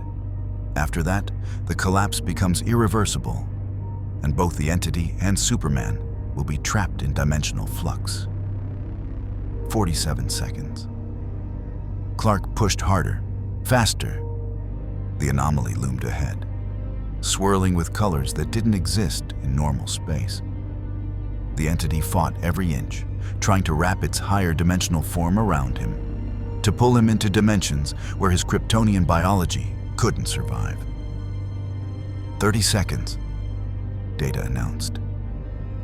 Clark's vision began to blur.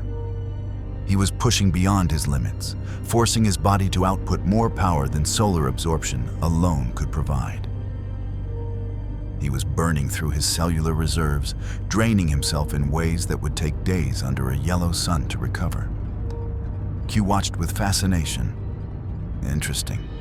He's willing to sacrifice himself. How very human. 20 seconds.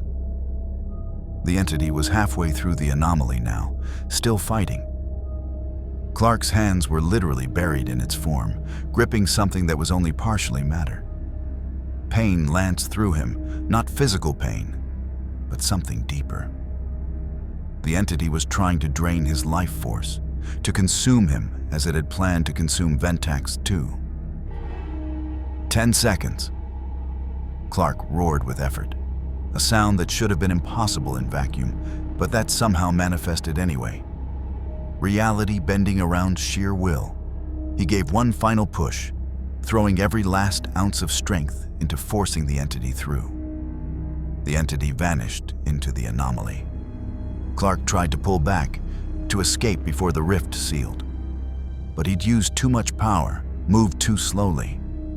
The anomaly was already collapsing, dimensional barriers slamming shut with the force of universes realigning. He was going to be caught in the collapse, trapped between dimensions, torn apart by forces that would unravel his very existence. A hand grabbed his cape, not a physical hand, something beyond physical. Q's power wrapped around him and yanked him backward, pulling him clear just as the anomaly sealed with a flash of light that shouldn't have existed. Clark floated in space, exhausted, his body depleted in ways he'd never experienced. Q hovered beside him, no longer smiling. "You were willing to die," Q said quietly. "To sacrifice yourself for beings who didn't know you existed and never would have thanked you. That's either profound nobility or profound stupidity." "It's called doing the right thing," Clark managed. "Is it?" Q gestured toward Ventax 2. Look at what you saved." Clark looked. The planet turned peacefully below, completely unaware of how close it had come to annihilation. The Ventaxians went about their lives, oblivious. No crisis, no revelation. no knowledge of the impossible things that had transpired above their heads. "They'll never know," Q said. "You saved them, and they'll never know. Their civilization will continue, still facing the ecological crisis that's killing them slowly, instead of the predator that would have killed them instantly." Did you actually save them, Superman? Or did you just delay their inevitable end? Clark was too tired to answer. He just hung there, letting solar radiation slowly begin recharging his cells. Q studied him with something that might have been respect. "You have power, Superman, more than most beings could imagine. But in this universe, power alone solves nothing. Jean-Luc understands that. The question is, can you learn it before your good intentions destroy everything you touch?" With that, Q vanished in a flash of light, leaving Clark alone in space with his exhaustion and his doubts. The transporter beam caught Clark before he drifted too far, pulling him back to the Enterprise. He materialized on the pad, cape scorched, uniform torn in places, his normally invulnerable skin showing signs of stress from contact with higher dimensional matter. Beverly was waiting with a medical team. "Get him to sickbay," she ordered, but Clark waved her off. "I'm fine, just need sunlight." He stepped down from the pad, steadier than he felt. The entity? Sealed in its own dimension, Beverly said, running a tricorder over him anyway. Data confirmed the anomaly collapsed completely. It can't come back through. She frowned at her readings. "Clark, your cellular energy levels are at 23% of baseline. You need rest." Later, he moved past her, heading for the bridge. His enhanced hearing picked up the conversations there. Picard debriefing his crew, Counselor Troy discussing Q's intervention, Data analyzing the dimensional mathematics of what had just occurred. The turbo lift delivered him to the bridge. All conversation stopped as he entered. Picard rose from his command chair. "Superman, well done. You saved Ventax 2 and prevented a dimensional catastrophe. The Federation owes you a debt of gratitude." "Do they?" Clark moved to the view screen, staring at the peaceful planet below. Q was right, Captain. They don't even know what happened. They're still dying, just slower now. I traded an instant death for a prolonged one.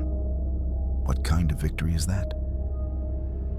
The kind that preserves their agency, Picard said quietly. He moved to stand beside Clark. You gave them time to develop their own science, to find their own solutions. That's more valuable than you might think. Is it? Or did I just follow your rules and let philosophy override practical help? Clark's voice held frustration and exhaustion in equal measure. Captain, I've been aboard your ship for less than a week, and I've already seen what your Prime Directive creates. Inaction, justifications for standing by while people suffer. Q called it testing, but all I see is cruelty dressed up as wisdom. Riker shifted uncomfortably. Worf's expression remained neutral, but his hand moved closer to his console as if Clark might be a threat. Data simply watched, processing this philosophical debate with his characteristic analytical interest. Troy stepped forward, her empathic abilities clearly reading the turmoil in Clark's emotional state. You're in pain, she said gently. Not physical pain, but the weight of impossible choices. Q deliberately created a no-win scenario to test you. He wanted to see if I'd learned anything, Clark said, and I don't think I passed his test. On the contrary, Picard said, you demonstrated exactly what Q needed to see. You were willing to sacrifice yourself to protect others. You fought despite knowing the entity existed in dimensions you couldn't fully reach. You succeeded against impossible odds. That's not failure, Superman. That's heroism. but it doesn't solve anything. Clark gestured toward Ventax 2. They're still dying.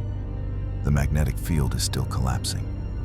I saved them from an interdimensional predator, but I can't save them from geology. And your Prime Directive says I shouldn't even try. The Prime Directive, Picard said carefully, exists to prevent us from playing God with civilizations that haven't asked for our intervention. But Superman, there are circumstances where it can be, and has been, set aside. When we encounter warp-capable species, when civilizations request our help, when natural disasters threaten entire populations who have no means of defending themselves. Ventax 2 qualifies for that last category. Perhaps, if we determine that the magnetic field collapse represents a natural disaster beyond their capacity to address. Picard moved back to his chair, settling into it with the weight of command. Computer, begin recording. Captain's log, stardate 45302.4. We have encountered an ecological crisis on Ventax Thang that may warrant Federation intervention under special exemption to the Prime Directive. I am convening a senior staff meeting to debate the ethical and practical implications of such intervention. Clark looked at him in surprise. You're actually considering helping them? I'm considering all options, as a captain should. Picard stood. Conference room, senior staff. Superman, you'll join us.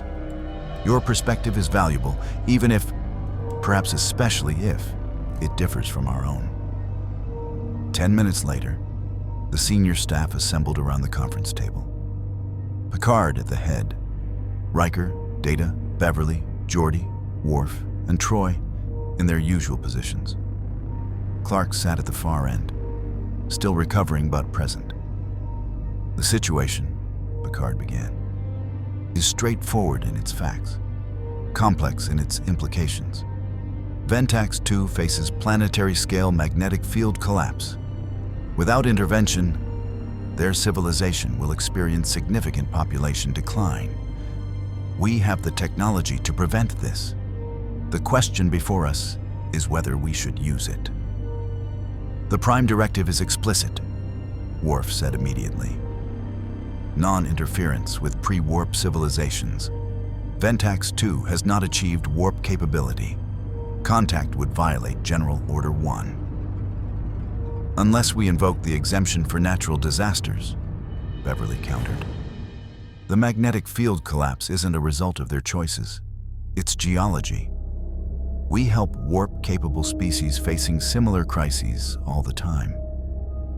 Why should achieving warp drive be the determining factor in whether beings deserve to survive?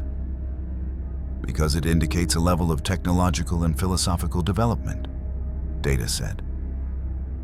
Species that have achieved faster-than-light travel have demonstrated sufficient scientific sophistication and cultural unity to handle contact with alien civilizations. Pre-warp societies lack this developmental foundation. That's a circular argument, Geordi interjected. They can't develop if they're dead. The magnetic field collapse might wipe them out before they ever achieve warp capability. Then they were not meant to achieve it, Worf said bluntly. Natural selection applies to civilizations as well as individuals. Clark's hands clenched on the table. That's the coldest thing I've ever heard. You're talking about letting billions die because of geological bad luck. I am talking about respecting the natural order, Worf replied. The Klingon Empire respects strength. A civilization that cannot overcome its challenges is not worthy of survival. The Klingon perspective is not the Federation's, Picard said firmly. Mr. Worf, while I appreciate your cultural viewpoint, we operate under different principles. He turned to Clark. Superman, you've been vocal about your disagreement with the Prime Directive. Make your case. Why should we intervene? Clark took a breath. organizing his thoughts. Because having the power to help and choosing not to use it is morally indefensible. You have technology that could save billions of lives with minimal effort. Deploying those magnetic field generators would take, what, a few days? A week? And in exchange, an entire civilization survives to continue its development. And becomes aware of us, Riker pointed out. The moment we put orbital platforms in their sky, they'll know someone else is out there. That's not a minor revelation, Superman. That's a paradigm shift that affects every aspect of their civilization. So, handle it carefully, Clark argued. Make contact diplomatically. Explain who you are, what you're doing, why you're helping. Give them the choice to accept or refuse. And if they refuse? Troy asked gently. If their governments panic, if their religions declare us demons, if their civilizations fracture under the weight of knowing they're not alone, then they make that choice as free beings. Clark leaned forward. But at least they'd have a choice. Right now, they're going to die without ever knowing there was another option. An interesting argument, Data observed. However, it presumes that survival is the highest good. Many philosophical traditions disagree. The Ventaxians themselves might prefer extinction to contamination of their cultural development. Have you asked them? Clark shot back. Silence. Data tilted his head. An astute point. We cannot know their preference without revealing ourselves, thus creating the very contamination we seek to avoid. A logical paradox.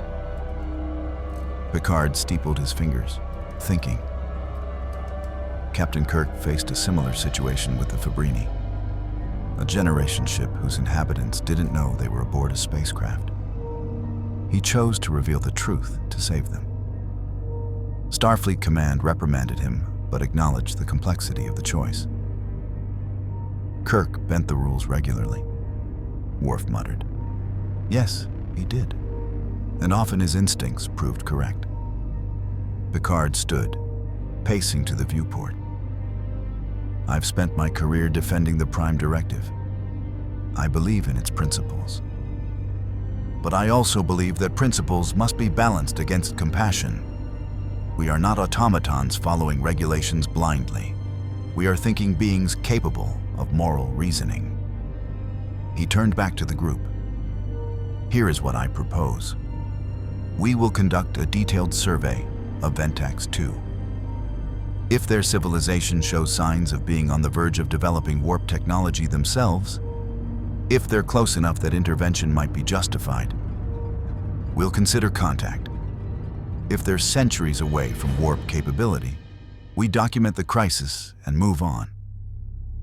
And if they're close? Beverly asked. Then we make first contact officially, offer assistance, and let them choose whether to accept. Picard looked at Clark. With full transparency about who we are and what our help entails. No deception, no playing God. Just one civilization offering help to another. Clark felt something unclench in his chest. That's reasonable. Don't sound so surprised, Riker said with a slight smile. We're not monsters, Superman. We just try to think through consequences before we act. Data, Picard ordered. Begin the survey. Focus on their technological capabilities, space exploration efforts, and theoretical physics development. I want a comprehensive assessment within 6 hours. Aye, Captain. As the staff began filing out, Picard gestured for Clark to remain. When they were alone, he said, "You handled that well. You presented your argument without arrogance or hostility. That's growth." "I'm still learning," Clark admitted. "Everything here is different from what I'm used to. In my universe, if I see a problem, I solve it. Here, every action requires a committee meeting and philosophical debate. Not every action, but significant ones, yes. Picard moved to sit across from him. Superman, you have extraordinary power. In your reality, that power gives you the freedom to act decisively. But in our reality, we've learned that unchecked power, even well-intentioned power, causes harm. The Prime Directive isn't perfect. It's not meant to be. It's meant to be a framework for thinking through complex situations. Q said I act without thinking. Q says many things, most of them designed to provoke. Picard's expression softened slightly. But there was truth in his test. You were willing to sacrifice yourself without considering whether your sacrifice would actually solve the underlying problem. The entity is gone, yes. But Ventax 2 still faces its original crisis. Your heroic action addressed the symptom, not the disease. Clark was quiet for a moment. So, what should I have done? There's no perfect answer. But perhaps considered that some problems require patience and systemic solutions rather than immediate action. The magnetic field generators won't just save Ventax Donunda. They'll give them time to develop, to grow, to eventually reach a point where they can maintain such systems themselves. That's a sustainable solution. Heroic sacrifice, while noble, is often temporary. I'm not good at patience. Few heroes are, but patience is its own form of strength. Picard stood. Get some rest. Recharge those remarkable cells of yours. When Data completes his survey, we'll reconvene and make a decision about Ventax 2 together. Together, Clark repeated. I'm still getting used to that concept. Where I come from, I usually make these decisions alone. And that, Picard said gently, must be extraordinarily lonely. Here, you don't have to carry that burden by yourself. That's what a crew is for, what a community is for. After Clark left, Troy entered from the ready room's side door. You were listening? Of course. Your assessment? He's struggling to reconcile his instinct for immediate action with the complexity of your philosophical approach. But he's adapting. Q's test affected him more than he's admitting. He doubts himself now, which is both good and dangerous. Why dangerous? Because doubt can paralyze. And if another crisis emerges before he's processed these lessons, he might hesitate when action is actually needed. Or he might overcompensate and act too aggressively to prove he hasn't been neutered by our principles. Picard nodded slowly. Then, we'll need to support him through that process. Because, Counselor, I believe Superman has the potential to be a force for tremendous good in our reality. But only if he can learn to balance his power with wisdom. And if he can't? Picard looked out at the stars. Then Q was right to test him. And we may need to make very difficult decisions about what role he can play in the Federation. 6 hours later, Data presented his findings in the conference room. The main view screen showed a rotating hologram of Ventax 2 with overlaid technical data. Clark stood at the back, having recharged in the hydroponics bay under full-spectrum lamps that approximated yellow sun radiation. His energy levels were back to 75%, not full capacity, but functional. The Ventaxian civilization, Data began, is more advanced than initial scans indicated. They possess fusion power, though not yet controlled antimatter reactions. Their space program has achieved orbital flight with chemical rockets and is developing ion drive technology. Most significantly, they have theoretical physics that comes remarkably close to grasping the principles underlying warp field theory. He pulled up equations on the display, mathematical formulas that Clark couldn't fully parse, but that made the other officers lean forward with interest. This is their latest publication from what appears to be their premier scientific institution, Data continued. A paper titled Translated, on the theoretical possibility of faster-than-light travel through subspace field manipulation. The mathematics are crude, but conceptually sound. With sufficient resources and time, the Ventaxians could achieve warp capability within the next 30 to 50 years. 30 to 50 years, Beverly said. But their magnetic field will kill most of them within a century. They're racing against extinction. Indeed, Data confirmed. However, this timeline suggests they are close enough to warp capability that first contact might be justifiable under Special Exemption Protocol 47B. Contact with pre-warp civilizations facing extinction-level events who demonstrate near-warp theoretical understanding. Picard studied the equations. Recommendations? Captain, Geordi spoke up. If we're going to make contact, we should do it right. Not just swoop in with tech and disappear. That's what creates cargo cults and cultural contamination. We should establish formal first contact protocols, introduce ourselves properly, and offer partnership rather than charity. Partnership takes time, Worf objected. Time the Ventaxians may not have. Then we move quickly, Riker suggested. First contact within the week. Share our technology transparently, help them understand the Federation, and let them decide whether to accept our assistance and eventual membership. Clark listened to the debate, noting how different it was from crisis management in his world. The Justice League made decisions quickly when necessary, but here, every choice was dissected, analyzed, and considered from multiple angles. It was slower, more deliberate, but also, he was beginning to see, more thorough. Superman, Picard said, drawing his attention. You've been quiet. Your thoughts?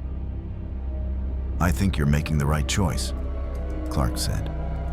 Careful first contact. Partnership instead of imposition. It's slower than I'd like.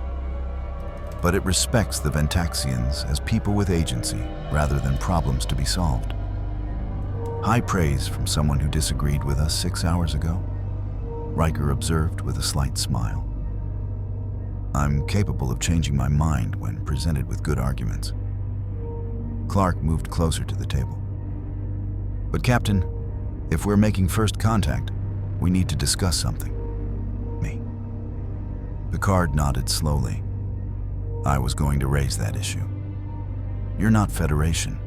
You're not even from this reality. If we make first contact and you're present, it complicates our message. More than that, Clark said. If the Ventaxians see me, flying, demonstrating abilities they have no framework to understand, it could overwhelm them. They need to see the Federation as scientifically advanced but comprehensible, not magical or impossible. You're suggesting you stay aboard the ship, Troy said. I'm suggesting I stay completely out of sight until the Ventaxians are ready for the idea that beings like me exist. First contact should be about the Federation, not about Superman. Worf actually looked impressed. A tactically sound decision? It's more than that, Beverly said quietly. It's you learning restraint, choosing not to be the center of attention even though you could be. That's wisdom, Clark. Or it's just common sense, Clark replied. But I appreciate the sentiment. Before discussion could continue, the ship's red alert klaxon blared. Data's hands flew across his console. Captain, multiple contacts entering the system, signature matches, Borg cube. The word sent ice through everyone present. Even Clark felt it. The sudden spike of fear from every person in the room. He'd learned about the Borg during his time aboard. A cybernetic collective that assimilated entire species, stripping them of individuality and free will. The Federation's nightmare made manifest. Battle stations, Picard ordered, his voice steady despite the tension. All hands to battle stations. Get us between the Borg and Ventax 2. They rushed to the bridge. On the view screen, a massive cube emerged from warp. Geometric perfection radiating menace. It was kilometers on each side, bristling with technology and moving with inexorable purpose toward Ventax 2. Hail them, Picard ordered, though his tone suggested he expected no response. The Borg's reply came immediately. We are the Borg. Your biological and technological distinctiveness will be added to our own. Resistance is futile. They're targeting Ventax 2, Data reported. The planet contains 7.2 billion potential drones, tactically valuable for assimilation. Clark felt his blood run cold. The entity had wanted to drain life force. The Borg wanted something worse. To strip away everything that made the Ventaxians themselves, turn them into components of a hive mind, erase their individuality and culture. It was a fate worse than death. Captain, he said quietly, I know the Prime Directive says we can't reveal ourselves to pre-warp civilizations. But the Borg don't care about the Prime Directive. If they assimilate Ventax 2, the Ventaxians lose more than their cultural development. They lose their souls. Agreed. Picard's jaw was set. The Borg represent the one threat where the Prime Directive becomes secondary to survival. Mr. Worf, prepare all weapons. Data, can we evacuate the planet before the Borg arrive? Negative. The cube will reach orbital position in 18 minutes. Full planetary evacuation would require weeks. Then we fight. Picard looked at Clark. Superman, I'm about to ask something of you that violates everything I've said about restraint and caution. But the Borg represent a threat to everything the Federation stands for. Will you help us? You don't even need to ask, Clark said. What do you need me to do? Buy us time. Engage the cube directly. We'll coordinate attacks with your assault. Together, we might be able to damage it enough to force a retreat. And if the Ventaxians see me, then they see you. At this point, cultural contamination is preferable to mass assimilation. Picard moved to his command chair, settling into it with the calm of someone who had faced this nightmare before. Mr. Worf, hail Starfleet Command. We need reinforcements immediately. Transmit our position and situation. Aye, Captain. Clark moved toward the turbo lift, but Picard's voice stopped him. Superman, the Borg will try to assimilate you.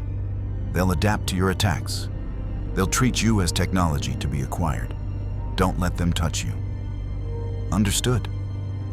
Clark paused.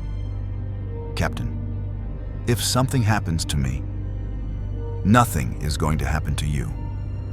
You're going to help us drive off that cube, and then we're going to have a very long debrief about Borg tactics and Federation response protocols. Sir, it was Worf. Multiple drones are transporting to our location. The bridge erupted in phaser fire. Borg drones materialized, cybernetic humanoids moving with eerie precision. Their personal shields absorbed the first phaser shots, then adapted. Worf switched frequencies, catching one drone before it adapted again. But more kept coming. Clark didn't think. He moved. Faster than the Borg could track, he grabbed two drones and smashed them together hard enough to shatter their cybernetic components. His heat vision lanced out, burning through shields and circuits before adaptation could occur. In 3 seconds, 6 drones were neutralized, but more transported in. A drone reached for him, its assimilation tubules extending from its hand. Clark caught its arm and threw it across the bridge. Get to engineering. Protect the warp core. Picard was already issuing orders. Computer, activate intruder defense protocols. All decks, repel boarders. Mr. Data, locate their materialization coordinates and block the transporter signal. Working, Captain. The fight on the bridge was brutal but brief. Clark's speed and strength made the Borg's adaptation strategies irrelevant. He destroyed them faster than they could process his tactics. Within a minute, the bridge was clear. Smoking drone bodies sprawled across the deck. Well, Riker said, breathing hard. That's one way to handle boarding parties. The cube is preparing to fire, Worf reported. Evasive maneuvers. Return fire. Full spread. Picard looked at Clark. Go, now. Keep that cube's attention on you while we look for weaknesses. Clark shot toward the shuttle bay. The bay doors opened to vacuum, and he launched himself into space once more. The Borg cube loomed ahead, a monument to cold efficiency. He could see into it with his X-ray vision, layers upon layers of technology and thousands of drones working in perfect coordination. He flew at the cube, building speed. His punch shattered through the hull, tearing a gash meters wide. Alarms, if the Borg had such things, must have been screaming. He flew through the interior, using heat vision to slice through vital systems, tearing apart power conduits with his hands. Drones swarmed him, hundreds of them, all converging with mechanical precision. Assimilation tubules extended, adaptive shielding activated. They moved to surround him, to capture rather than kill. Clark spun, heat vision sweeping in a circle, cutting through drones like wheat. But they kept coming. For everyone he destroyed, 2 more took its place.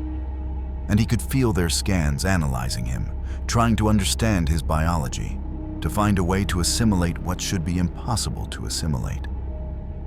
He shot back out of the cube, creating distance. The Enterprise was engaging. Photon torpedoes striking the cube's surface, phasers hammering at its shields. The cube's weapons returned fire, and Clark watched the Enterprise's shields flare under the assault. Superman, Data's voice through his comm. We've identified a critical junction approximately 400 meters from your entry point. If you can destroy it, the cube's regeneration capabilities will be significantly impaired. Understood. Sending coordinates to your heads-up display. Clark didn't have a heads-up display, but he didn't need one. He memorized Data's description and dove back into the cube. Drones converged again, but he was faster now, more focused. He found the junction, a massive sphere of technology pulsing with green light, and poured everything he had into destroying it. His heat vision burned at maximum intensity. His fists pounded the structure until it cracked. The sphere exploded in a cascade of energy that would have killed any normal being. Clark flew clear, smoking but intact. The cube shuddered. Its perfect geometry became slightly less perfect as systems failed and regeneration protocols struggled to compensate. Target the damaged section, Picard ordered. All weapons, concentrated fire. The Enterprise's assault combined with Clark's internal damage created a cascading failure. The cube wasn't destroyed. You didn't destroy Borg cubes easily, but it was hurting. Sections went dark. Drones became uncoordinated. The hive mind struggled to maintain control. And then the cube did something unexpected. It stopped attacking. It changed course, moving away from Ventax 2. They're retreating, Worf said, surprised. No, Picard corrected. They're reassessing. The Borg don't retreat out of fear. They calculate cost versus benefit. We've made assimilating Ventax 2 too expensive for the value gained. The cube vanished into warp, leaving the system as abruptly as it had arrived. Clark flew back to the Enterprise, landing in the shuttle bay with considerably less grace than usual. His uniform was even more damaged, parts of it burned away entirely. But he was intact. Beverly met him with her medical team. "Sick bay, now. No arguments." This time, he didn't protest. 3 days later, Clark stood in Picard's ready room, looking healthier and wearing a new uniform he'd asked the replicators to create. Same design, fresh material. Through the viewport, Ventax 2 rotated peacefully, still unaware how close it had come to assimilation. "The Federation Council has approved first contact," Picard said, reviewing a PADD. "We'll make formal contact within the week. I'll lead the delegation. Commander Riker will manage logistics. And you, Superman, will remain aboard the Enterprise as requested." "Thank you, Captain." Clark watched the planet. "I've been thinking about everything that's happened. The dimensional entity, Q's test, the Borg, and I realized something." "What's that?" "I've been approaching this all wrong. I kept comparing your universe to mine, your methods to mine, and finding yours lacking. But your methods aren't lacking. They're just different, adapted to different circumstances and different philosophies." He turned to face Picard. "In my world, heroes act alone or in small teams. We make split-second decisions because we have to. But here, you have systems, protocols, entire civilizations working together. That's not weakness, that's civilization." "A profound realization," Picard said, "and one that many powerful beings never reach. Q has tested humanity for decades, trying to determine if we deserve our place among the stars.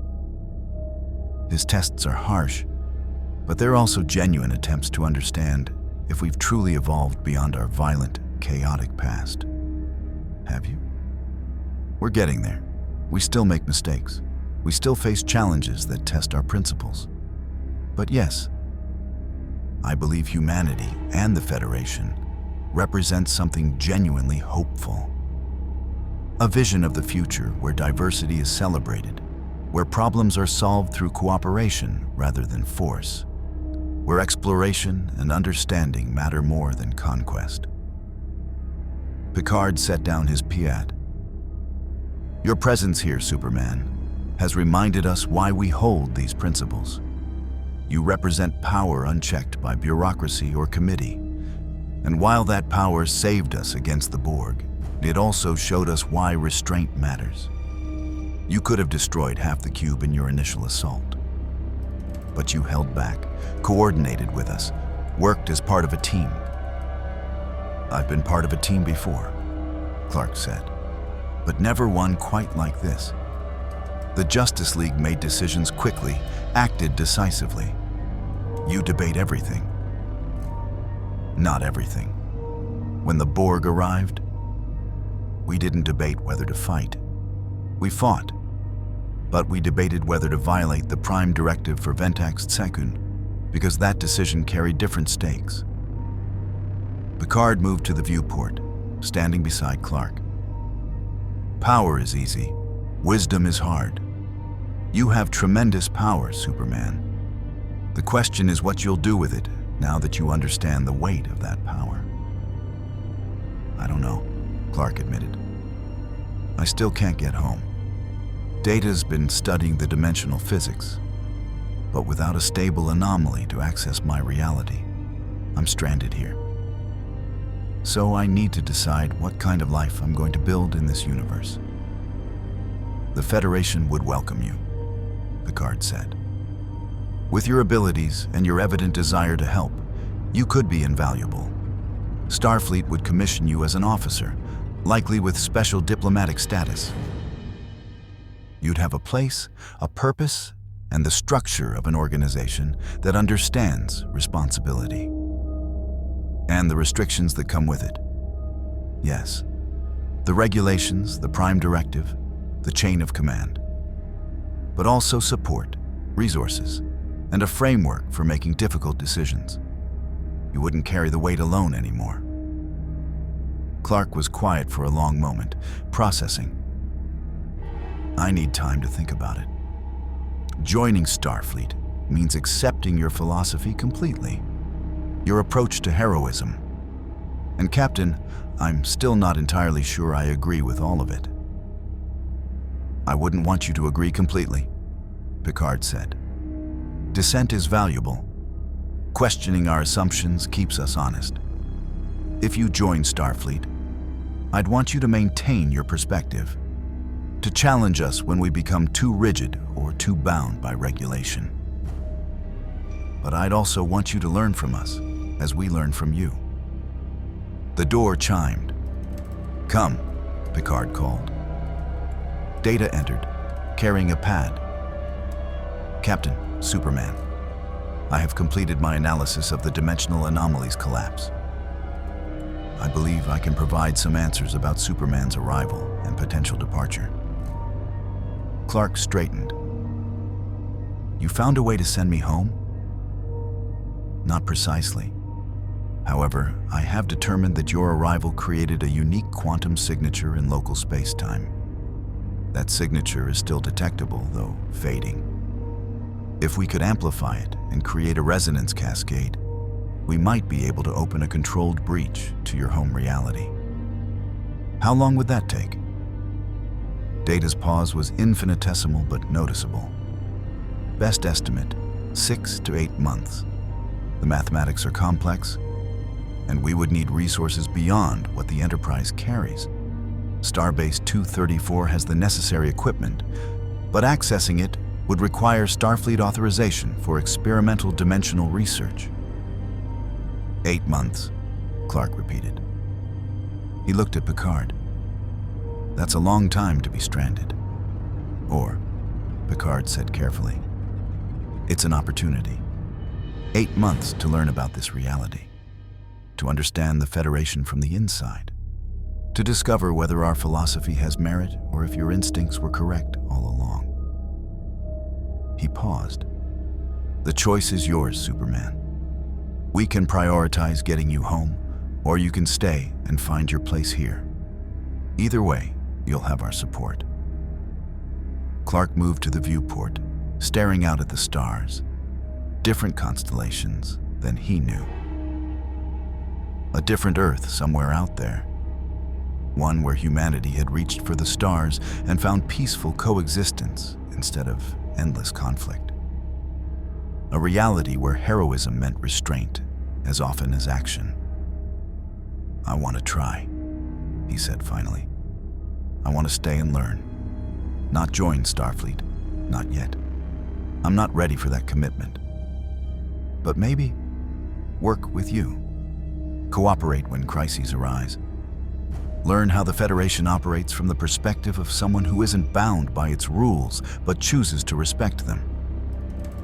An ambassador of sorts? Picard mused. A liaison between your more interventionist philosophy and our principle of restraint. I think Starfleet Command would approve. You'd have access to Federation resources and knowledge while maintaining your independence. And when crises like the Borg occur, you fight alongside us, as you did 3 days ago. You've proven yourself in battle, Superman. More importantly, you've proven you can work within a team, adapt to circumstances, and accept that your way isn't always the only way. Picard extended his hand. Welcome to the Federation, Superman. Not as a member, but as a friend.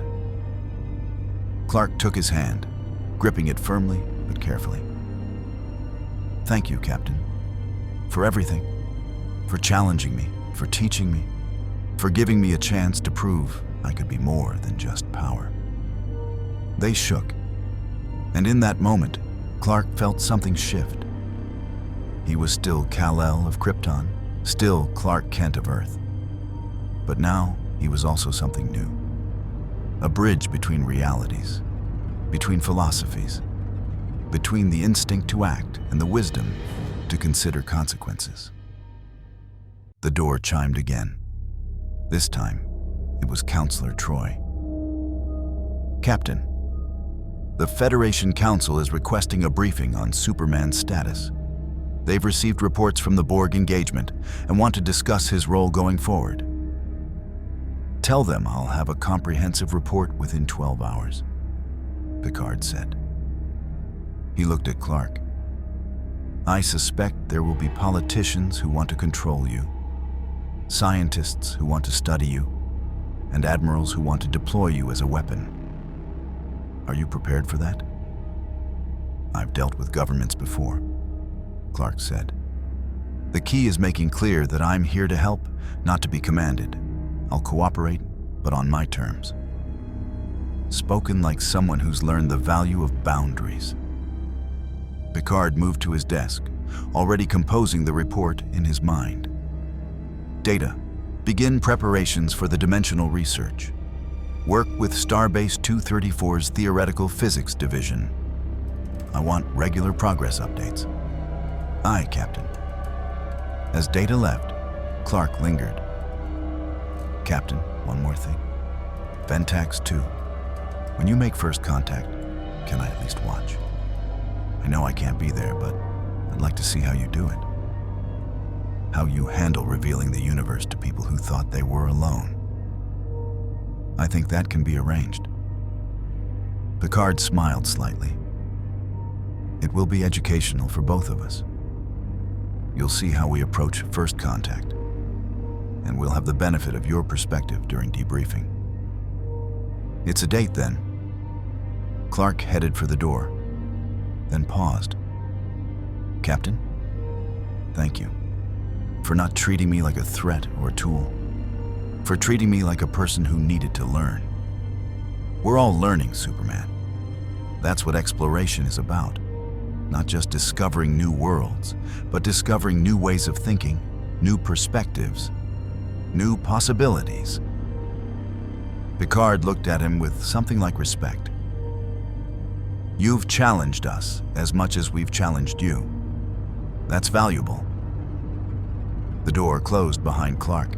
He walked through the Enterprise's corridors, noting how the crew no longer stared at him with quite so much wariness. They nodded as he passed. Some even smiled.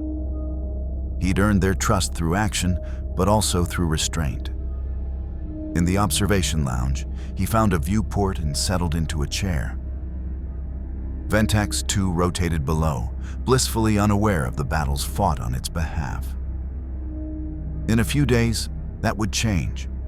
The Ventaxians would learn they weren't alone. Their civilization would transform in ways no one could fully predict. And he wouldn't be there to see their initial reaction. He'd stay aboard the ship, respecting Picard's judgment that first contact should be about the Federation, not about a Kryptonian with godlike powers. It felt wrong to his instincts, but he was learning that instinct wasn't always correct. His super hearing picked up conversations across the ship. Engineering teams discussing warp core efficiency. Medical staff debriefing after the Borg encounter. Data in the science lab, already modeling dimensional mathematics. And on the bridge, Picard's voice giving orders with that distinctive combination of authority and respect. This was a good ship, a good crew, a good representation of what this reality believed in. Maybe, Clark thought, he could learn to believe in it too. A presence appeared beside him, sudden, impossible, announced only by a flash that his eyes barely registered. Q materialized in the chair next to him. Legs crossed, expression amused. Well, the Kryptonian decides to stay. How delightfully unexpected. Clark didn't flinch. He'd been half expecting this. Q, come to gloat about your test? Gloat? Hardly. I came to congratulate you. Q leaned back, studying Clark with those ancient eyes. You passed, Superman.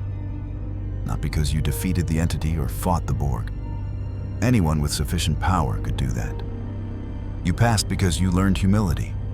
You learned that power alone solves nothing. That wisdom, restraint, and cooperation matter as much as strength.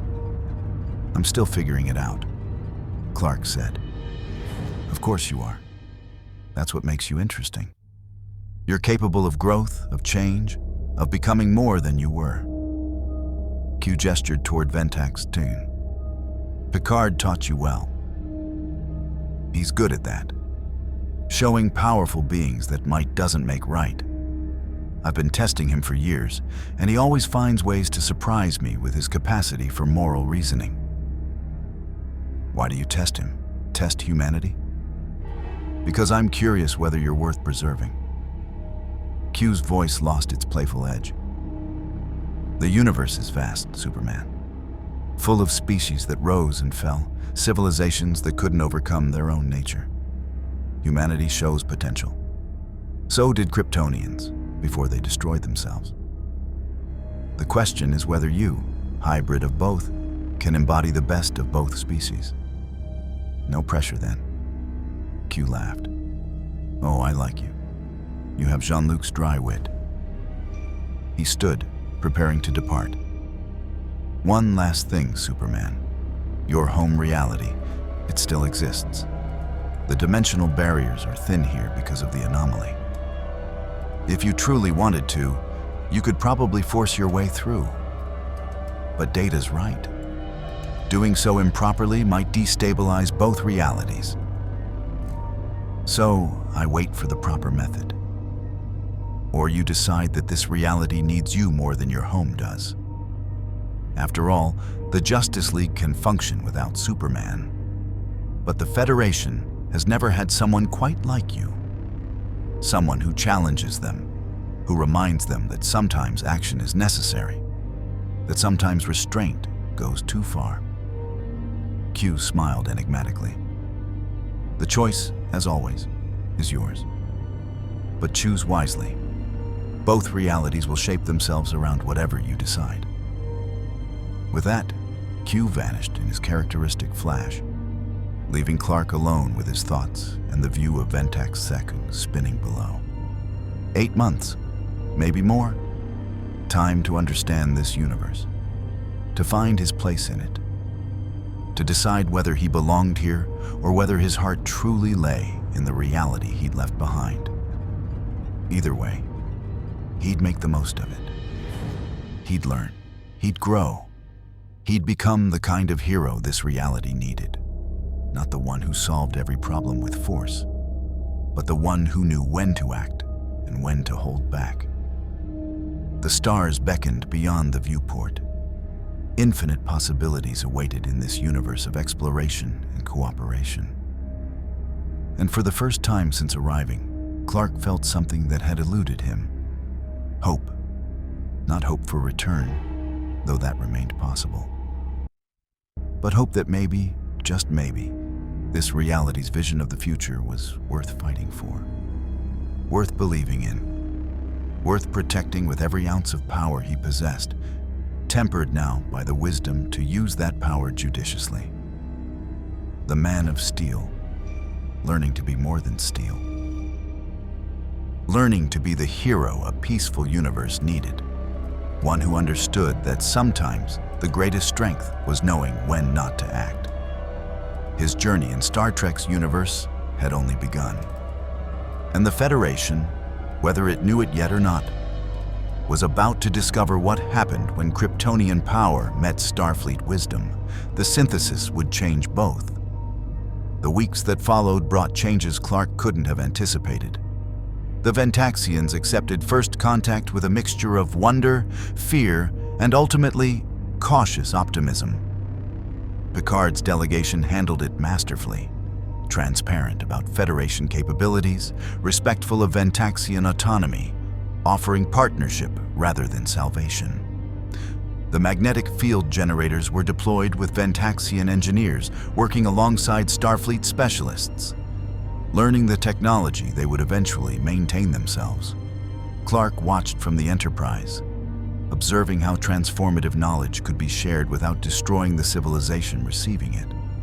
It was a delicate balance, one that required patience, wisdom, and deep respect for the beings being helped. He began to understand what Picard had meant about sustainable solutions. Data's research into dimensional physics progressed. The 8-month timeline held, though complications emerged regularly. Clark found himself consulting on the project, offering insights from his experience with dimensional threats in his home reality. The collaboration felt natural, purposeful.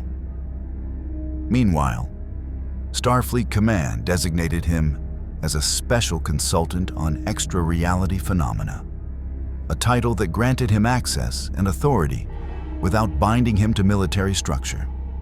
He worked with various starships, assisted in crisis situations, and slowly built relationships across the Federation. He learned their languages, their customs, their philosophical frameworks. But he never forgot his home, Earth with its metropolis and daily planet. His friends in the Justice League, the familiar weight of being Superman in a world that understood superheroics. That reality remained his touchstone, even as this one became increasingly familiar. The question Q had posed haunted him. Which reality needed him more? The answer remained uncertain, but Clark had learned patience. He would discover the truth in time, through experience rather than immediate decision. For now, he flew among the stars with the Enterprise, learning what it meant to be a hero in a universe that had outgrown the need for heroes. Or had it simply redefined heroism as something more nuanced than he'd ever imagined? The Federation's mission, to boldly go where no one had gone before, resonated with him in ways he hadn't expected. It wasn't about conquest or even individual heroism.